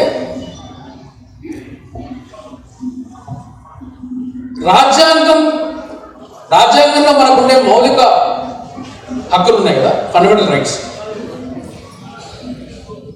ఈ ఫండమెంటల్ రైట్స్కి రాజ్యాంగం వచ్చిన తర్వాత, రాజ్యాంగం రాకముందు, రాజ్యాంగం రాసుకోవడానికన్నా ముందు, రాజ్యాంగం రాసుకున్న తర్వాత ఎప్పుడైనా ఎక్కడైనా ఒకవేళ ఫండమెంటల్ రైట్స్కి, మౌలిక హక్కులకి కానీ ప్రాథమిక హక్కులకి కానీ ఏదైనా మత గ్రంథమైన, ఈ లాంగ్వేజ్ ఉండదు, నేను మీకు సింప్లిఫై చేసి చెప్తున్నా, అది మత గ్రంథం కావచ్చు, చట్టం కావచ్చు, లా కావచ్చు, ఏదైనా కావచ్చు, ఒకవేళ ఫండమెంటల్ రైట్స్ కి కానీ వ్యతిరేకంగా ఉంటే అది రాజ్యాంగబద్ధం కాదు, అది చెల్లదు అని రాజ్యాంగం చెప్తుంది. దీనికి ఎంత బ్యూటిఫుల్ లాంగ్వేజ్ యూజ్ చేశారంటే, బాబాసాహెబ్ అంబేద్కర్ లాంగ్వేజ్ ఎట్లా ఉంటుందంటే, ఇప్పుడు ఒక మత గ్రంథంలో 500 పేజీలు ఉన్నాయి. ఈ 500 పేజీలలో ఒక 10 పేజీలలో మనుషులందరూ సమానం కాదు, మనుషులందరూ సమానం కాదు అని చెప్పారు. స్త్రీని బానిసగా చూడాలి అని చెప్పారు. మీ మైండ్లో కొన్ని మత గ్రంథాలు తిరుగుతూ ఉండొచ్చు, ఎవరికి వాళ్ళు ఊహించుకోండి. ఎందుకంటే నేను ఇంతకంటే ఎక్కువ చెప్పారంటే ఏదో మతాలను క్రిటిసైజ్ చేస్తున్నాను అనుకుంటాను. నేను చేయను, ఈరోజు నాకు ఆ ఇంట్రెస్ట్ లేదు. ఆ ఇంట్రెస్ట్ వేరే ప్లాట్ఫామ్ మీద మీరు ఒకవేళ పిలిస్తే నేను వచ్చి చెప్తాను అని చెప్పి ఈ మతాల్లో ఉండొచ్చు. స్త్రీ అంటే, స్త్రీ ధర్మం కేవలం బాగా, నాకు ఒక ఒక ట్రైన్లో వచ్చేటప్పుడు జర్నీ చేస్తూ ఉంటే ఒక పెద్ద ఆయన నాతో ఏదో మాట్లాడుతూ ఉన్నాడు, ఒక పర్టికులర్ మతానికి సంబంధించిన వ్యక్తి. సార్ మీరు తయారవుతారు, ఏం చేస్తారు సార్ అని నేను అడిగాను. అమ్మాయిలు తయారవ్వకూడదా, మీరు తయారవ్వకూడదు, ఎప్పుడు ముసుగేసుకొని ఉండాలి, ఇవన్నీ చెప్తా ఉంటారు కదా. అంటే మీరు ముసుగేసుకొని ఉండాలి అనుకుంటే నేను ముస్లింలు అంటానేమో అనుకోకండి, ప్రతి మతంలోనే ముసుగుంది. సో నేను పర్టికులర్ మతాల గురించి చెప్పట్లేదు. ఆ పర్టికులర్ మతంలో ఆయన అడిగాను నేను, మరి ఎప్పుడు కవర్ చేసుకొని ఉంటారు కదా సార్, దానికోసం పాపం వాళ్ళు ఏంటి అంటే, ఆయన ఏం చెప్పాడంటే చాలా పెక్యులర్ ఆన్సర్ చెప్పాడు నాకు. లేదు, అమ్మాయి చాలా బాగా తయారవ్వాలి, అందంగా తయారవ్వాలి, మంచి మంచి రంగు బట్టలు వేసుకోవాలి, లిప్స్టిక్ పెట్టుకోవాలి, పూలు పెట్టుకోవాలి, ప్రెజెంటబుల్గా ఉండాలి, ఇవన్నీ కూడా 4 గోడల మధ్యలో తన భర్త కోసం ఉండాలి అని చెప్పాడు. చేతిలో ఉన్న టిఫిన్ బాక్స్ తీసుకొని చాచి పెట్టి కూడా అనుకున్నాను. అంటే ఆ స్త్రీ, ఆ ఉమెన్ పరిస్థితి ఏంటంటే, అంటే నువ్వు మగాడి దగ్గర రాటిఫికేషన్ పొంది వ్యాలిడేషన్ పొందడానికి మాత్రమే స్త్రీ ఉందా? ఇది ఒక మతము, అదొక గ్రంథము, దాన్ని నేను మళ్ళా ఫాలో అవ్వాలా? ఎక్కడుందా మనము? ఆయన కారణం చెప్పారు సార్, చాలా స్ట్రిక్ట్గా ఉందని చెప్పేసి ఏదో మనసులో ఉన్నా కానీ టిఫిన్ బాక్స్ తీసుకొని కొట్టాలని, కానీ కొడితే 324 అవుతుంది కాబట్టి కొట్టలేదు. రాజ్యాంగం ఏం చేస్తుందంటే, నేను కొట్టాల్సిన అవసరం లేదు, రాజ్యాంగం అయితే ఎప్పుడో క్యాన్సిల్ చేసింది 1950లోనే. ఎట్లా తెలుసా? ఈ ఆర్టికల్ 13లో ఏమంటది అంటే, ఆ 500 పేజీల పుస్తకంలో, ఆ మత గ్రంథంలో ఈ 10 పేజీలలో మా భారతదేశ రాజ్యాంగంలో ఉండే ప్రాథమిక హక్కులని వ్యతిరేకిస్తుంది కాబట్టి ఆ 10 పేజీలు మాత్రం అన్కాన్స్టిట్యూషనల్ అని డిక్లేర్ చేసి పడేస్తుంది రాజ్యాంగం. అంటే మీ మతాలు, గ్రంథాలు, వేదాలు ఏదన్నా కానీ ఏమన్నా తీసుకోండి, ఒక సింగిల్ లైన్లో రాజ్యాంగం తీసవతలు పడేస్తుంది. ఇది రాజ్యాంగం క్యారెక్టర్. ఈ ఒక్క ఆర్టికల్ని మీరు కానీ 30 రోజులు ఎంత చదువుకోవాలంటే ఫస్ట్ రోజు అర్థమవ్వదని కాదు, గ్యారంటీ ఇస్తా, మీ లైఫ్ టైం మొత్తం కూడా మీకు వేరే వేరే విధంగా అర్థమవుతుంది ఆర్టికల్. మా ప్రొఫెషన్ని ప్రాక్టీస్ అని అంటారు, డాక్టర్స్ని మమ్మల్ని ప్రాక్టీస్ అంటారు, లాగా ప్రాక్టీస్ చేస్తున్నావా అని అంటారు. లాయర్స్ని ప్రాక్టీస్ అని ఎందుకంటారు, డాక్టర్స్ని ప్రాక్టీస్ అని ఎందుకంటారు, ఇంజనీర్స్ ఎందుకంటారు ప్రాక్టీస్ అని? వేరే ఏ ప్రొఫెషన్ని ప్రాక్టీస్ చేస్తున్నామని అడగరు, మా ఇద్దరిని అడుగుతారు ప్రాక్టీస్ చేస్తున్నామని. ఎందుకో తెలుసా?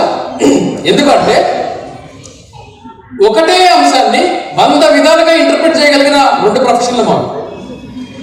మీకు మన డాక్టర్ ఆరోగ్య గారు ఇక్కడ ఉన్నారు, ఆయన ఓపీలోకి వెళ్ళారనుకోండి, ఆయన సైకియాట్రిస్ట్.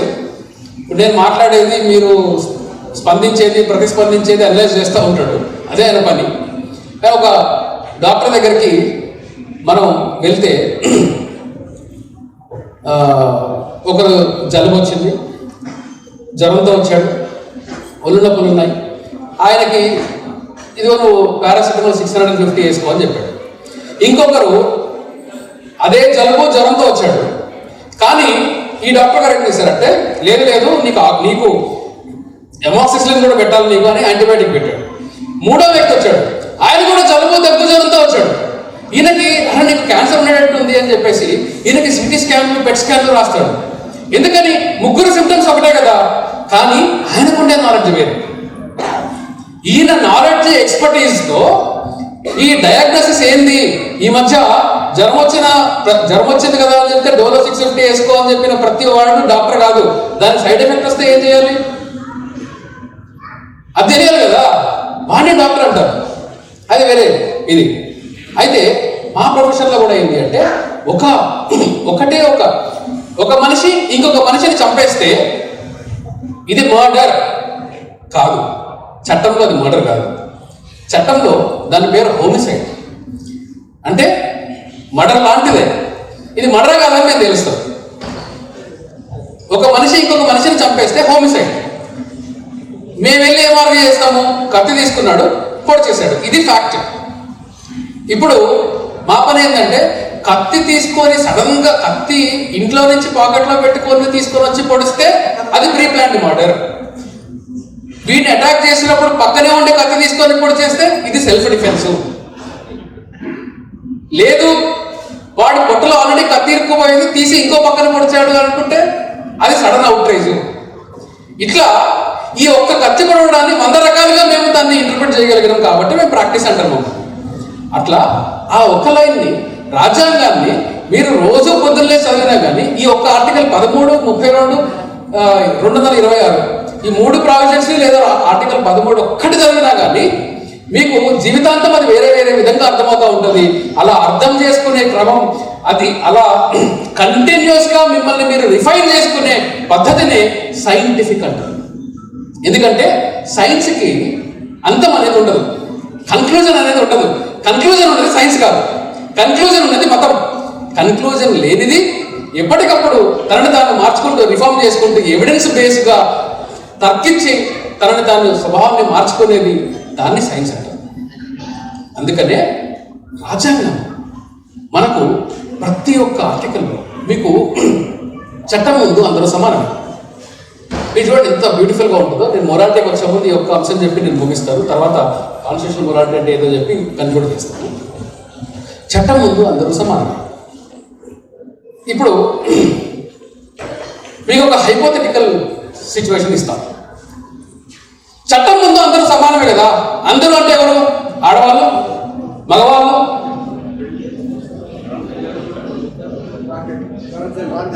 ట్రాన్స్జెండర్స్, ఇంకా సార్ చిన్నపిల్లలు, వృద్ధులు, ఈ క్యారెక్టర్స్ ఇవన్నీ ఉన్నాయి కదా, ఏజ్, జెండర్. సో ఈ ఈక్వాలిటీలో వీళ్ళందరూ వస్తారు. అంటే ఈ వయసుకి 18 ఏళ్ళ కన్నా కింద ఉండేవాళ్ళు, 18 పైన పడ్డ వాళ్ళు, అందులో స్త్రీలు, పురుషులు, third genders, transgenders, queer, LGBT community, plus Q community, వృద్ధులు, వితంతువులు, ఎంతో మంది ఉంటారు. ఇప్పుడు 16 ఏళ్ళ పిల్లవాడికి 20 ఏళ్ళ పిల్లవాడికి ఒకటే ఈక్వాలిటీ ఉండాలి, ఇద్దరు ఓట్ వేయాలి అనడం సమానత్వమా? అందరూ సమానం అన్నప్పుడు ఇద్దరికి ఓటు హక్కు ఉండాలి కదా, ఉంటుందా?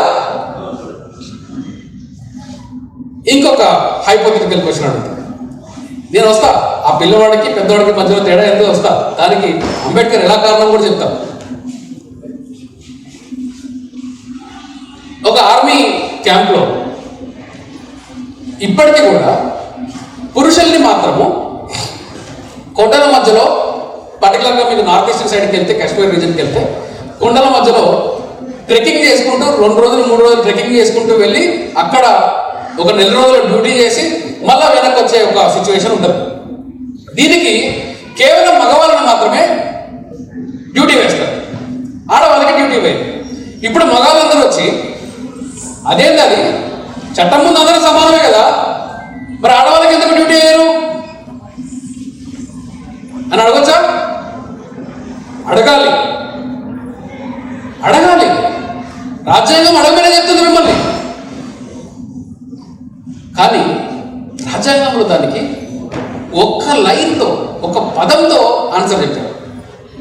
మీరు ఎప్పుడన్నా సరదాగా కాన్స్టిట్యూషన్ తీసుకొని ఆర్టికల్ 14, 15 చదవండి. పర్లేదు, అంటే ఇంగ్లీష్లో చదవండి, తెలుగులో చదవండి. అంటే తెలుగులో చదివితే అది దానిలో పర్యాయ పదాలు కాదు, నానార్థాలు, విపరీతార్థాలు ఇలాంటివి దొరుకుతాయి మీకు. కాబట్టి తెలుగులో చదవకండి. వీలైతే ఇంగ్లీష్లో చదవండి, తెలుగులో అయితే అథెంటిక్ కాపీస్ చదవండి.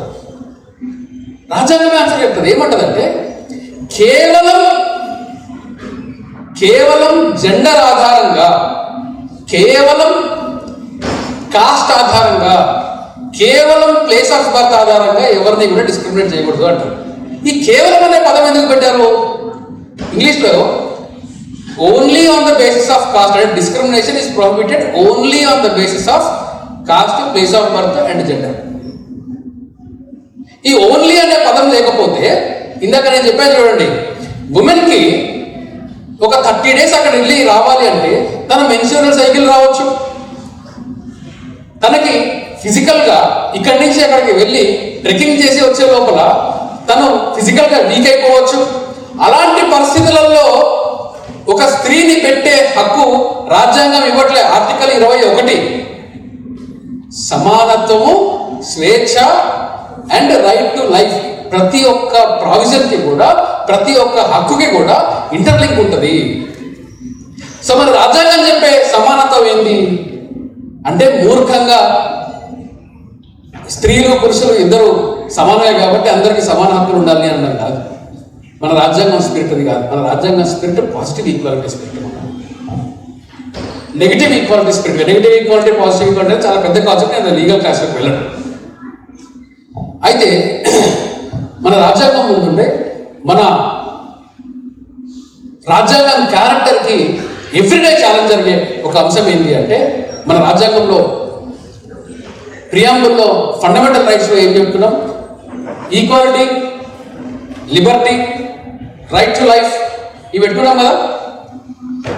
స్వేచ్ఛ, సమానత్వం, సౌభ్రాతృత్వం. ఈ సౌభ్రాతృత్వం అనేది బాబాసాహెబ్ అంబేద్కర్ ఇంటెన్షన్లో మైత్రి అంటారు. అంటే ఈ ఫ్రెటర్నిటీ అనేది, ఫ్రెంచ్ రెవల్యూషన్ ఫ్రెటర్నిటీ అనేది చాలా చిన్న కాన్సెప్ట్. ఇది ఫ్రెంచ్ రెవల్యూషన్లో ఉండే ఫ్రెటర్నిటీ కాదు, మన భారతదేశంలో ఉండే ఫ్రెటర్నిటీ. బాబాసాహెబ్ అంబేద్కర్ చెప్తారు, ఈ ఫ్రెటర్నిటీ అంటే బ్రదర్హుడ్ కాదు, ఈ ఫ్రెటర్నిటీ అంటే మైత్రి. బుద్ధుడు ఎప్పుడో 3000 ఏళ్ల క్రితమే చెప్పాడు, మైత్రి అనేది జెండర్కి సంబంధం లేనిది, ప్లేస్కి సంబంధం లేనిది అనేది. ఈ మైత్రి అనే కాన్సెప్ట్ చాలా పెద్ద కాన్సెప్ట్. మైత్రి, మన భారతదేశ ఫ్రెటర్నిటీ అంటే మైత్రి అని చెప్పి బాబాసాహెబ్ అంబేద్కర్ చెప్తారు. ఈ ఈక్వాలిటీని, ఈ స్వేచ్ఛని, ఈ బ్రతికే హక్కుని బాబాసాహెబ్ అంబేద్కర్ అంత సుదీర్ఘంగా, నాకు తెలిసి ప్రపంచంలో అన్ని వేల అమెండ్మెంట్స్ చేసి సుదీర్ఘంగా దాదాపు 3 సంవత్సరాల పాటు రాసిన ఏకైక కాన్స్టిట్యూషన్ మన భారతదేశ కాన్స్టిట్యూషన్. చాలామంది ఏమంటే ఎందుకు అంత టైం లేదు, అమెరికన్ కాన్స్టిట్యూషన్లో 7 ఆర్టికల్సే ఉంటాయి. అంత సుదీర్ఘంగా రాసిన రాజ్యాంగాన్ని పట్టుకున్న బాబాసాహెబ్ అంబేద్కర్ ఎవరన్నా ఈ రోజుల్లో, వీళ్ళందరూ ఫేస్బుక్లో ట్విట్టర్లో వాడుతున్నారు కదా, వాడుతున్నారా? ఫేస్బుక్లో ట్విట్టర్లో మీరు ధన్యులు సార్, మీరు వాడట్లేదంటే you are living in peace. ఈ ఫేస్బుక్లో ట్విట్టర్లలో 2 లైన్లు ఎక్కడో కాపీ కొట్టి రాస్తారు, లేదంటే ఎవడో చెప్పింది రాస్తాడు. ఈ కాపీ కొట్టి ఎవరో చెప్పింది ఫేస్బుక్లో ట్విట్టర్లో 2 లైన్లు రాసి దానికి 20 లైకులు రాగానే వీడి పెద్ద మీద అనుకుంటూ ఉంటాడు. అదే ఇప్పుడు జరిగే ట్రెండ్ అదే. ఒకప్పుడు సోషల్ యాక్టివిస్టులు అనుకునేవాళ్ళు, సోషల్ యాక్టివిస్టులు ఉండేవాళ్ళు ఒకప్పుడు ఎందుకంటానంటే చెప్తాను ఇప్పుడు ఏం జరుగుతుందో. ఇప్పుడు సోషల్ యాక్టివిస్టులు లేరు, సోషల్ మీడియా యాక్టివిస్టులు ఉన్నారు. కేవలం సోషల్ మీడియా యాక్టివిస్టులే ఫేస్బుక్ లో పెడతారు అంతే. సమాజంలో ఎప్పుడు లేడు, జెండాలు రాస్తారు పోయినాయి అవన్నీ. మీకు రేపు పొద్దున స్టీల్ ప్లాంట్ మొత్తం ప్రైవేటైజ్ చేస్తారంటే అందరు ఫేస్బుక్ లో మై సాలిడారిటీ అని పెడతారు, కానీ రోడ్డు మీద ఎవరు రాడు, నమ్మకండి. ఇదొక రుగ్మత. ఈ రోజు ఇక్కడికి దాస్ గారి కోసం ఇంతమంది వచ్చారంటే నాకు ఆశ్చర్యంగా ఉంది. నేను ఈ ఫేస్బుక్ లో ట్విట్టర్లో 2 లైన్లు రాసి కాపీ పేస్ట్ లైన్లు 2 రాసి నేను పెద్ద మేధావిని అనుకునే వాళ్ళకి ఇప్పుడు బాబాసాహెబ్ అంబేద్కర్ అంత సుదీర్ఘమైన రాజ్యాంగాన్ని రాయడానికి, అసలు రాజ్యాంగ పరిషత్లో ఆయన వెళ్ళి రాజ్యాంగాన్ని రాసే పరిస్థితుల్ని ఆయన ఎట్లా కల్పించుకున్నాడో చెప్తే 4 గంటలు చెప్పాల్సి వస్తుంది. చాలా మంది ఎవడో పెట్టిన భిక్ష, కాంగ్రెస్ వాళ్ళు ఆయన రాజ్యాంగాన్ని రాయమన్నారు, బాబాసాహెబ్ అంబేద్కర్కి రాజ్యాంగం రాసే హక్కు ఇచ్చారు కదా, ఇవన్నీ కాదు మాకు తెలిసి హిస్టరీ ఏంటో. 4 గంటలు అవుతుంది, దానిలోకి వెళ్ళండి. కానీ అట్లాంటి ఒక సుదీర్ఘమైన రాజ్యాంగాన్ని రాసిన బాబాసాహెబ్ అంబేద్కర్ అట్లాంటి రాజ్యాంగాన్ని ప్రజెంట్ చేసేటప్పుడు ఎవరన్నా ఏం చెప్తారంటే నేను చాలా గొప్పవాడిని, చాలా కష్టపడ్డాను, చాలా అహర్నిశలు శ్రమించి రాత్రి పగలు నిద్ర లేక తిండి లేక పిల్లలు వదిలేసుకొని ఇంత కష్టపడి నేను రాజ్యాంగాన్ని రాశాను అని చెప్పుకున్నాడు అనుకుంటున్నారా? ఆయన ఏమన్నాడు తెలుసా?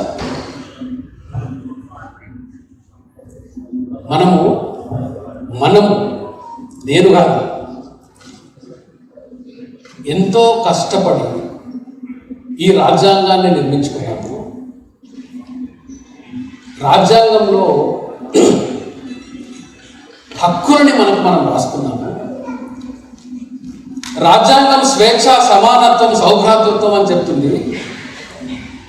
కానీ ఈ రాజ్యాంగంలో మనం ఇంత కష్టపడి సంపాదించుకొని మనం పొందుపరుచుకున్న ఈ స్వేచ్ఛ, సమానత్వం, సౌభ్రాతృత్వం అనే ఈ హక్కులని సమాజం తిరస్కరిస్తుంది. ఈ సమాజం రాజ్యాంగాన్ని తిరస్కరిస్తుంది. ఇట్లాంటి ఈ తిరస్కరణని ఎంతకాలం కొనసాగిద్దాము? రాజ్యాంగాన్ని ఇస్తూ బాబాసాహెబ్ అంబేద్కర్ అన్న పెద్ద మాట ఏంటి తెలుసా? మనం ఒక వైరుధ్యమైన దశలోకి అడుగుపెట్టబోతుంది భారతదేశం వైరుధ్యమైన దశలోకి అడుగుపెట్టబోతుంది. We are entering into a phase of contradictions. ఎందుకని? రాజ్యాంగాన్ని సమాజం తిరస్కరిస్తుంది. సమాజంలో స్వేచ్ఛ లేదు, సమాజంలో సమానత్వం లేదు. సమాజంలో లేని స్వేచ్ఛ, సమానత్వం, సౌభ్రాతృత్వం రాజ్యాంగంలో రాసుకున్నంత మాత్రాన కాదు. చట్టాలు తీసుకొచ్చాము, సమాజంలో తీసుకురావాలి. సమాజంలో తీసుకురాకపోతే ఈ రాజ్యాంగం నడవదు. ఈ రాజ్యాంగాన్ని మనం ఎంతో కష్టపడి నిర్మించుకున్న రాజ్యాంగము ఈ సమానత్వం లేకుండా ఉంటే ఈ రాజ్యాంగాన్ని నిర్మించుకున్న వాళ్ళే దీన్ని మళ్ళా కాల్చేస్తారు అని బాబాసాహెబ్ అంబేద్కర్ రాజ్యాంగాన్ని ఇచ్చిన వార్నింగ్. మనం ఏం చేస్తున్నాం ఈరోజు? ఆయన అందుకనే చనిపోయే ముందు బహుశా అన్నాడు,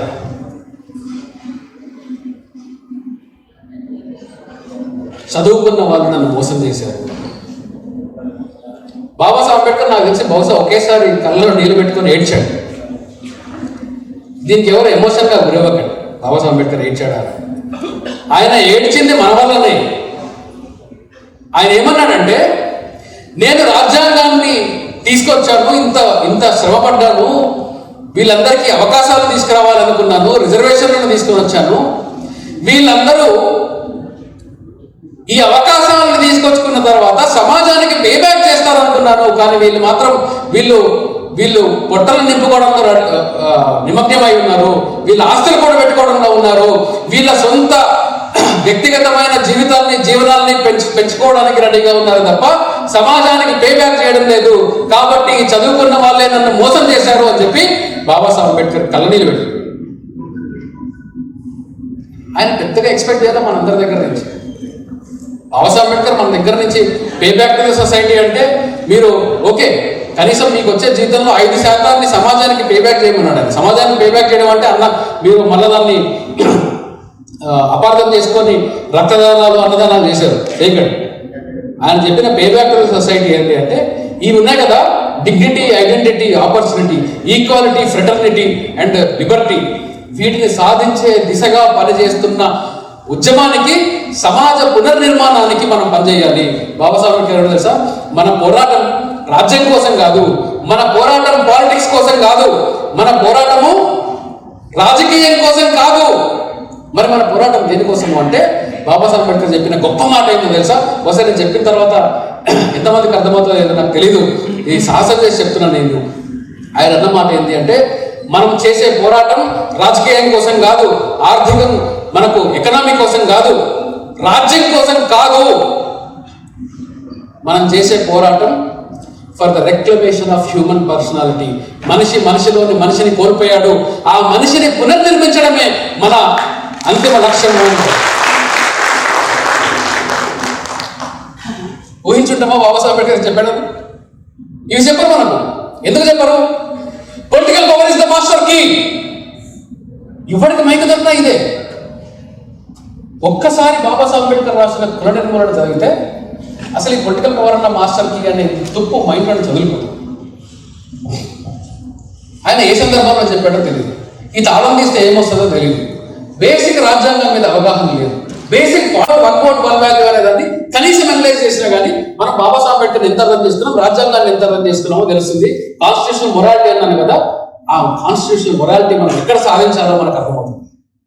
ఏంటి అంటే 1 man 1 vote 1 vote 1 value. ప్రతి మనిషికి ఒక ఓటు, ప్రతి ఓటుకి ఒకే విలువ.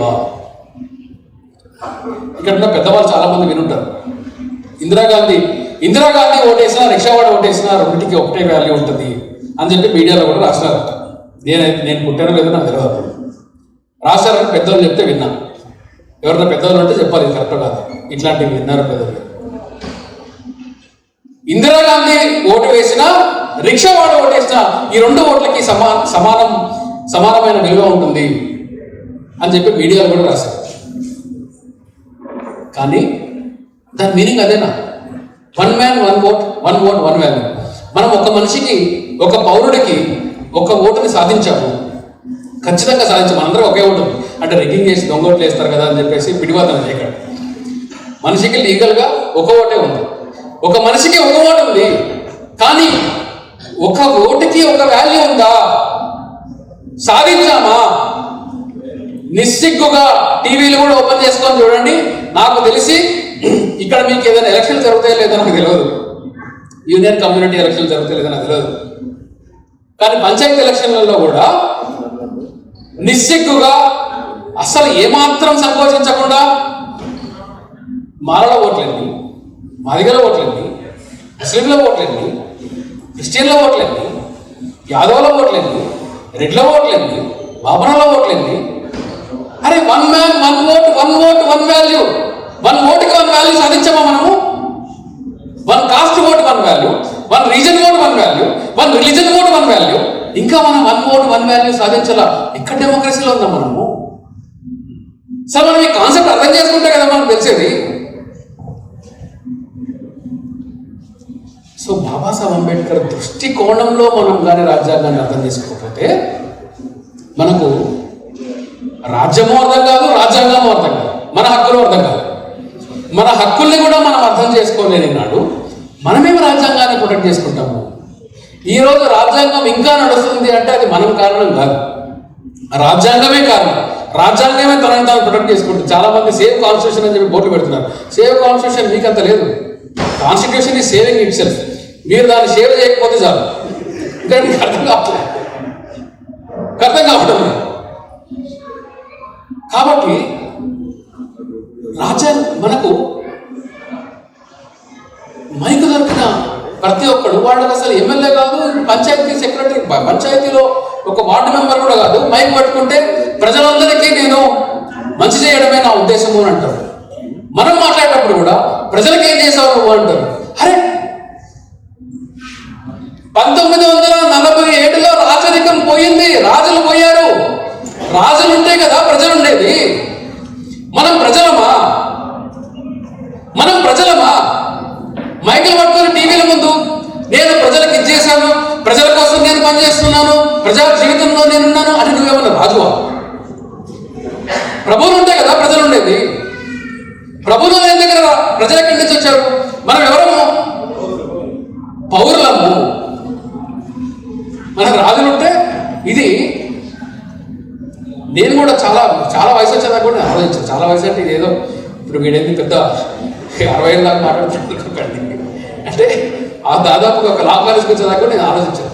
జస్టిస్ పిబి సావంత్ అని one of the exemplary judges చనిపోయారు. నాకు వ్యక్తిగతంగా కూడా పరిచయం, సుప్రీంకోర్టు జడ్జి అని. ఆయన ద గ్రామర్ ఆఫ్ డెమోక్రసీ అనే ఒక పుస్తకం రాశాడు. ఈ గ్రామర్ ఆఫ్ డెమోక్రసీ అనే పుస్తకంలో ఇప్పుడు నేను చెప్పిన ప్రజలు ఎక్కడుంటారు, రాజులు ఉన్నప్పుడు కదా మనం ప్రజలు ఎట్లా అవుతామని క్వశ్చన్ రేపాడు. అప్పుడు నేను ఆలోచించాను, అవును కరెక్టే కదా. మరి రాజ్యాంగం ఓపెన్ చేసి చూసినా కానీ తెలుగులో కూడా ఏం రాశారు?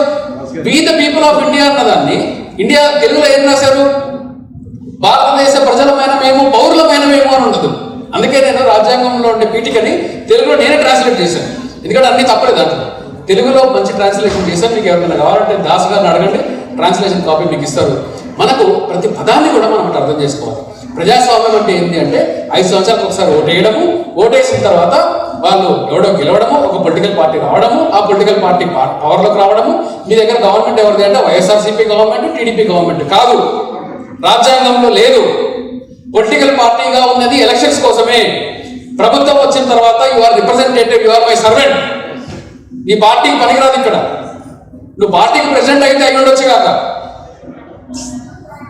కాబట్టి రాజ్యాంగం క్యారెక్టర్ని, రాజ్యాంగం ఏం చెప్తుంది, రాజ్యాంగం కాన్స్టిట్యూషన్ వర్క్ ఏంది అని ఎవరైనా అడిగాను అనుకోండి, చాలా కామన్గా నాకు వచ్చే ఆన్సర్లు ఏంటి అంటే ఇవి రాజ్యాంగం పని ఏంటి అంటే చట్టాలని నిర్దేశించడము, చట్టాలని రూపొందించడము, చట్టాలని అమలుపరచడము అని చెప్తుంటారు. రాజ్యాంగం పని ఏంటి అంటే కాదు. రాజ్యాంగం పని ఏంటి తెలుసా?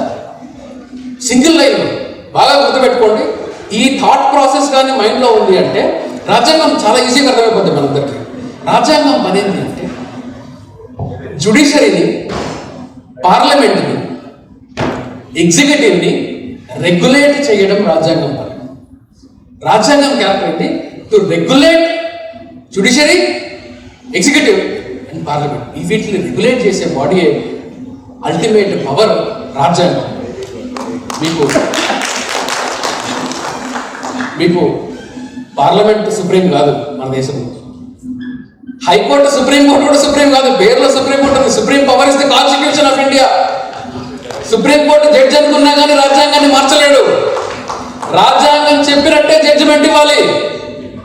నేను చెప్పే ధైర్యము, ఆ చెప్పే నిబద్ధత, ఆ చెప్పే మొరాలిటీ నాకు ఎక్కడి నుంచి వస్తుంది అంటే రాజ్యాంగం నాకు తెలుసుకున్నప్పుడు, అంబేద్కర్ దృష్టికోణంలో తెలుసుకున్నప్పుడు మాత్రమే ఈ రాజ్యాంగ నైతికత ఎవరికన్నా అర్థమవుతుంది. అంబేద్కర్ని కానీ పక్కన పెట్టి మీరు రాజ్యాంగాన్ని అర్థం చేసుకోవాలంటే దేశంలో రాజ్యాంగం ఎవరికి అర్థం కాదు. ప్రపంచంలో రాజ్యాంగం అర్థం చేసుకోవాలి భారతదేశం అంటే అంబేద్కర్ దృష్టికోణంలో మాత్రమే అర్థం చేసుకోవాలి. కాబట్టి ఈ రాజ్యాంగం క్యారెక్టర్ని, ఇంతటి బ్యూటిఫుల్ సెక్యులర్ క్యారెక్టర్ని, నాన్ రిలీజియస్ క్యారెక్టర్ని, లాజికల్ రీజనింగ్ సైంటిఫిక్ నేచర్ ఉన్న క్యారెక్టర్ కలిగిన రాజ్యాంగాన్ని మనందరం తెలుసుకుందాం. ఈ రాజ్యాంగ నైతికత మనందరము పెంపొందిద్దాము, మన నెక్స్ట్ జనరేషన్స్కి చెప్దాము. ఈరోజు దాస్ గారు రిటైర్ అవుతున్న సందర్భంగా నేను ఒక్క మాట, దాస్ గారు ఎక్కడ నాకు ఈ లైట్ అంటుంది కదా, ఆ లైట్ వెనకాల ఉంటే ఇంకో లైట్ కనిపించలేదు నాకు. దాస్ గారు స్టీల్ ప్లాంట్లో బహుశా 3వ 4వ నేను వస్తున్నా ప్రతిసారి దాస్ గారు ఇన్వైట్ చేశారు. మరి తర్వాత నేను ఇన్వైట్ చేసే వాళ్ళు ఉంటారో లేదో నాకు తెలియదు. దాస్ గారి లాగా ఆర్గనైజ్ చేసి ఆయన చాలా ఎవ్రీడే ఫోన్ చేసి ఫాలో అప్ చేసి ఇంత కష్టపడి మళ్ళీ నేను స్టీల్ ప్లాంట్కి వస్తానో లేదో నాకు తెలియదు. కానీ మీ అందరికీ సభాముఖంగా ఒక విషయం చెప్పదలుచుకున్నాను. ఇది నేను దాస్ గారిని ప్రైజ్ చేయడానికి చెప్పట్లేదు, ఎందుకంటే నేను వ్యక్తిగతంగా ఎవరిని వాళ్ళని ఏదో ప్రమోట్ చేయాలి ప్రైజ్ చేయాలనే ఉద్దేశాలు మాకు ఆర్గనైజేషన్ పరంగా కూడా ఉంటాయి. కానీ ఈ సందర్భంగా దాస్ గారి గురించి మీకు ఒక్క విషయం చెప్పి నేను ముగిస్తాను. అట్లాగే దాస్ గారికి ఒక చిన్న గిఫ్ట్ తెచ్చాను. మా డాక్టర్ గారు కూడా వస్తే దాస్ గారికి మేము సాల్వాలో మీకు కప్పే కల్చర్ మాకు లేదు కాబట్టి ఒక సింబాలిక్గా మా దాస్ గారికి ఏదో మేము మా జ్ఞాపికగా చిన్న గిఫ్ట్ ఇస్తాము. దాస్ గారి గురించి ఒక మాట చెప్పి నేను ముగిస్తాను. బాబాసాహెబ్ అంబేద్కర్ బుద్ధ అండ్ హిస్ ధమ్మ అని ఒక పుస్తకం రాశారు. వీలుంటే ఇంగ్లీష్లో చదవండి. ఇది చాలా సందర్భాల్లో చెప్తా ఉంటాను. ఆయన హిజ్ ప్లేస్ ఇన్ ధమ్మ అనే ఒక చాప్టర్ ఏమంటారంటే, బుద్ధుడిని ఆయన ఫాలోవర్స్ వచ్చారు, బుద్ధ మీరు ఎక్కడికి పోయినా మీరు మీ పబ్లిక్ అంతా మీ వైపు వస్తూ ఉంటారు, మీకు చాలా వాల్యూ ఇస్తూ ఉంటారు, మీరేం చెప్పినా కానీ అందరూ వింటూ ఉంటారు. మీ తర్వాత ఈ ధమ్మాని ముందుకు తీసుకెళ్ళే మీ వారసుడు ఎవరు బుద్ధ అని అడుగుతారు. ఎందుకంటే బుద్ధుడికి ఎవడో వారసుడు ఉంటే కదా తీసుకుని వెళ్ళాలి. ఇప్పుడు పీఠాధిపతులు వీళ్ళు ఉంటారు, వీడు చచ్చిపోయే ముందు ఎవడో వారసుడు డిక్లేర్ చేసిపోతాడు. అట్లా ఈ ఫాలోవర్స్ ఏం చేస్తారంటే బుద్ధని అడుగుతారు, బుద్ధ మీ తర్వాత మీ సక్సెసర్ ఎవరు అంటే బుద్ధుడు ఏం చెప్తారో తెలుసా, Dhamma is its own successor. Dhamma తనంతట తాను నడవాలి తప్ప నేను చెప్పాను కాబట్టి నా అథారిటీతో ఒకవేళ నడిస్తే ఒక సిద్ధాంతం కానీ ఒక మనిషి చెప్పిన ఒక మనిషి యొక్క అథారిటీతో సిద్ధాంతం నడిస్తే అది సిద్ధాంతమే కాదు. అంబేద్కర్ చెప్పాడు కాబట్టి మనం ఫాలో అయితే అది సిద్ధాంతమే కాదు. బుద్ధుడు చెప్పాడు కాబట్టి మనం ఫాలో అయితే అది సిద్ధాంతం కాదు అని చెప్తూ ధమ్మమే తనను తాను నడిపిస్తుంది. Dhamma is its own successor. Philosophy సిద్ధాంతం తనంతట తాను నడుస్తుంది. నాకు కూడా అంటే నేను బుద్ధుడిని చెప్పాను కాబట్టి మీరు ఫాలో అవ్వకూడదు, నాకు కూడా స్థానం లేదు, ధమ్మంలో నాకు కూడా స్థానం లేదు అని తన స్థానాన్ని కూడా తను పక్కన పెట్టి తను ఒక సైద్ధాంతిక సిద్ధాంతాన్ని ఇట్లాగైతే రాజ్యాంగం ఎట్లాగైతే మన అందరికీ సుప్రీం అట్లా సిద్ధాంతాన్ని సుప్రీంగా చేసి ఆయన బుద్ధ ఆ ఒక్క మాటలో ఆయన ఫాలోవర్స్ ఆన్సర్ ఇవ్వడం జరుగుతుంది. అక్కడే అదే చాప్టర్లో ఇంకొక ఇష్యూ వచ్చినప్పుడు బుద్ధుడు ఆయన చనిపోతాడు. బుద్ధుడు చనిపోయిన తర్వాత మామూలుగా ఎవరైనా చనిపోయిన సభలు పెట్టినారు, ఇంకా ఇప్పుడు కూడా చూడండి ఏం చేస్తారు, వచ్చి మైకులు పట్టుకొని చనిపోయిన వాడి గురించి వీడు ఆ వ్యక్తితో నాకు ఉండే అనుబంధం ఏంటి, అతను ఎంత గొప్పవాడు, ఇంతవాడు, వీరుడు, దూరుడు, శీరుడు అని చెప్పేసి మాట్లాడుతూ ఉంటారు. కానీ మీకు బుద్ధుడు చనిపోయిన తర్వాత ఏం జరిగిందో తెలుసా, ఆశ్చర్యపోతారు. బుద్ధుడు చనిపోయిన తర్వాత ఆయన శిష్యులందరూ వచ్చారు. శిష్యులందరూ వచ్చిన తర్వాత బుద్ధుడు ఎంత గొప్పవాడు, బుద్ధుడు ఎంత మేధావి అని చెప్పి ఎవరు మాట్లాడలేదు. బుద్ధుడు పంచశీలాన్ని ప్రపోజ్ చేశాడు. మీరందరూ బౌద్ధాన్ని స్వీకరిస్తున్నారా, మీరు ఈ సిద్ధాంతాన్ని ఒప్పుకుంటున్నారా అంటే అందరూ ఎస్ మేము ఒప్పుకుంటున్నామని అంటారు. అక్కడితో సభ అయిపోతుంది, ఎవరి పాటికి వాళ్ళు వెళ్ళిపోతారు. అంటే అక్కడ ఏంటి, అందుకనే మనకు బుద్ధుడి జీవితంలో మనకు సిద్ధాంతం కనిపిస్తుంది కానీ బుద్ధుడి వ్యక్తిగతమైన స్టోరీలు మనకు కనిపించవు. బుద్ధుడి వ్యక్తిగతమైన జీవితం గురించి మనకు ఎక్కువగా తెలియకపోవడానికి కారణము బుద్ధుడు ఒక వ్యక్తిగా కాదు, వ్యవస్థగా సిద్ధాంతంగా నడిచాడు. ఈరోజు బుద్ధుడు అనగానే ఒక ఫిలాసఫీ మనకు గుర్తొస్తుంది. అట్లా ఇలాంటి అంత గొప్ప ఫిలాసఫీ బుద్ధుడు, అంబేద్కర్, ఫూలే ఇలాంటి మహానుభావులందరూ మనకు ఇచ్చారు. అట్లాంటి అడుగుజాడలు నడుస్తే ఈరోజు దాస్ అంటే ఎవరు అంటే, దాస్ అంటే స్టీల్ ప్లాంట్లో ఒక ఎంప్లాయీ అన్నట్టు కాకుండా నేను దాస్ అంటే ఒక ఆలోచన, దాస్ అంటే ఒక యాక్టివిస్ట్, దాస్ అంటే అంబేద్కర్ విధానాన్ని అతను తెలిసిన దాన్ని అతని స్థాయిలో అతను మీటింగ్లు పెట్టాలి, ఇంకా చెప్పాలి, ఇంకా ఏదో సిద్ధాంతాన్ని చెప్పాలి, పాంఫ్లెట్లు వేయాలి, ఏదో రాయాలి, ఎక్కడో సొంతగా ఖర్చు పెట్టుకోవాలి, ఏదో వెహికల్ కొనుక్కున్నాడు ప్రచారం కోసం. రిటైర్మెంట్ తర్వాత ఏం చేయాలని చెప్పేసి నాకు 2 years నుంచి చెప్తున్నాడు. రిటైర్మెంట్ తర్వాత నేను ఈ పనులు చేస్తాను, ఇంత ప్రచారం చేస్తాను, నేను మొత్తం అంబేద్కర్కి నేను లైఫ్ డెడికేట్ చేస్తానని చెప్తున్నాడు. అంటే ఎవరు దాస్ అంటే ఎవరు? దాస్ అంటే స్టీల్ ప్లాంట్లో ఎంప్లాయ్ కాదు. ఇందాక నేను చెప్పాను కదా, సిద్ధాంతమే తనను తాను నడిపించాలి అని. ఆ నడిచే సిద్ధాంతంలాగా దాస్ గారు ఇంకా ఈ రిటైర్మెంట్ తర్వాత కూడా నడుస్తారని చెప్పి నేను వారిని కోరుకుంటూ, అట్లాగే వారి లైఫ్ ఒక ఎంప్లాయీగా ఇక్కడతో రిటైర్మెంట్తో ఆగుతుంది. కానీ రాబోయే కాలంలో కూడా ఆయన మీ దగ్గర నుంచి ఏదన్నా ఎక్స్పెక్ట్ చేస్తాడు అంటే, ఒక మీటింగ్ పెడితే అంబేద్కర్ గురించి మాట్లాడుకుందాం, ఈ మీటింగ్కి రండి అని మిమ్మల్ని అడగచ్చు. ఇదే స్థాయిలో దాస్ గారికి కూడా మీరు కాంట్రిబ్యూట్ చేస్తారని, అట్లాగే దాస్ గారితో మీరు ఇదే రిలేషన్షిప్ని కొనసాగిస్తారని చెప్పేసి అందరినీ కోరుకుంటూ, ఈ అవకాశాన్ని ఇచ్చిన ఇంతటి రిటైర్మెంట్ ఫంక్షన్ నా దగ్గరకు వచ్చేబెట్టి మీ అందరూ క్లాస్ మీకు ఇచ్చిన దాస్ గారిని మీరు తిట్టుకుంటారో లేదంటే పొగుడుకుంటారో అది మీకు వదిలేస్తున్నా. దాస్ గారికి మాత్రం నేను చాలా ఆప్తులు, వారంటే నాకు చాలా గౌరవం. శ్రీకాంత్ గారికి దాస్ గారు ఒక బుకేతో సన్మానిస్తారు. ఇది సన్మానం కాదండి, కృతజ్ఞతలు. ఎక్కడి నుంచి వచ్చి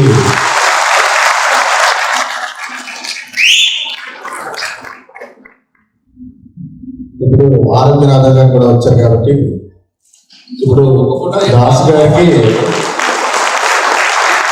ఇద్దరు ముఖ్యమైన వక్తలు సన్మానిస్తున్నారు. ఇంతకంటే ముందు మీకు అందరికీ ఒకటే. సో ఇక అంతా అయిపోయిన తర్వాత మిమ్మల్ని ఇంతసేపు నేను తిన్నాను, ఇప్పుడు మీరు తినాలి కాబట్టి తొందరగా వదిలేస్తాను.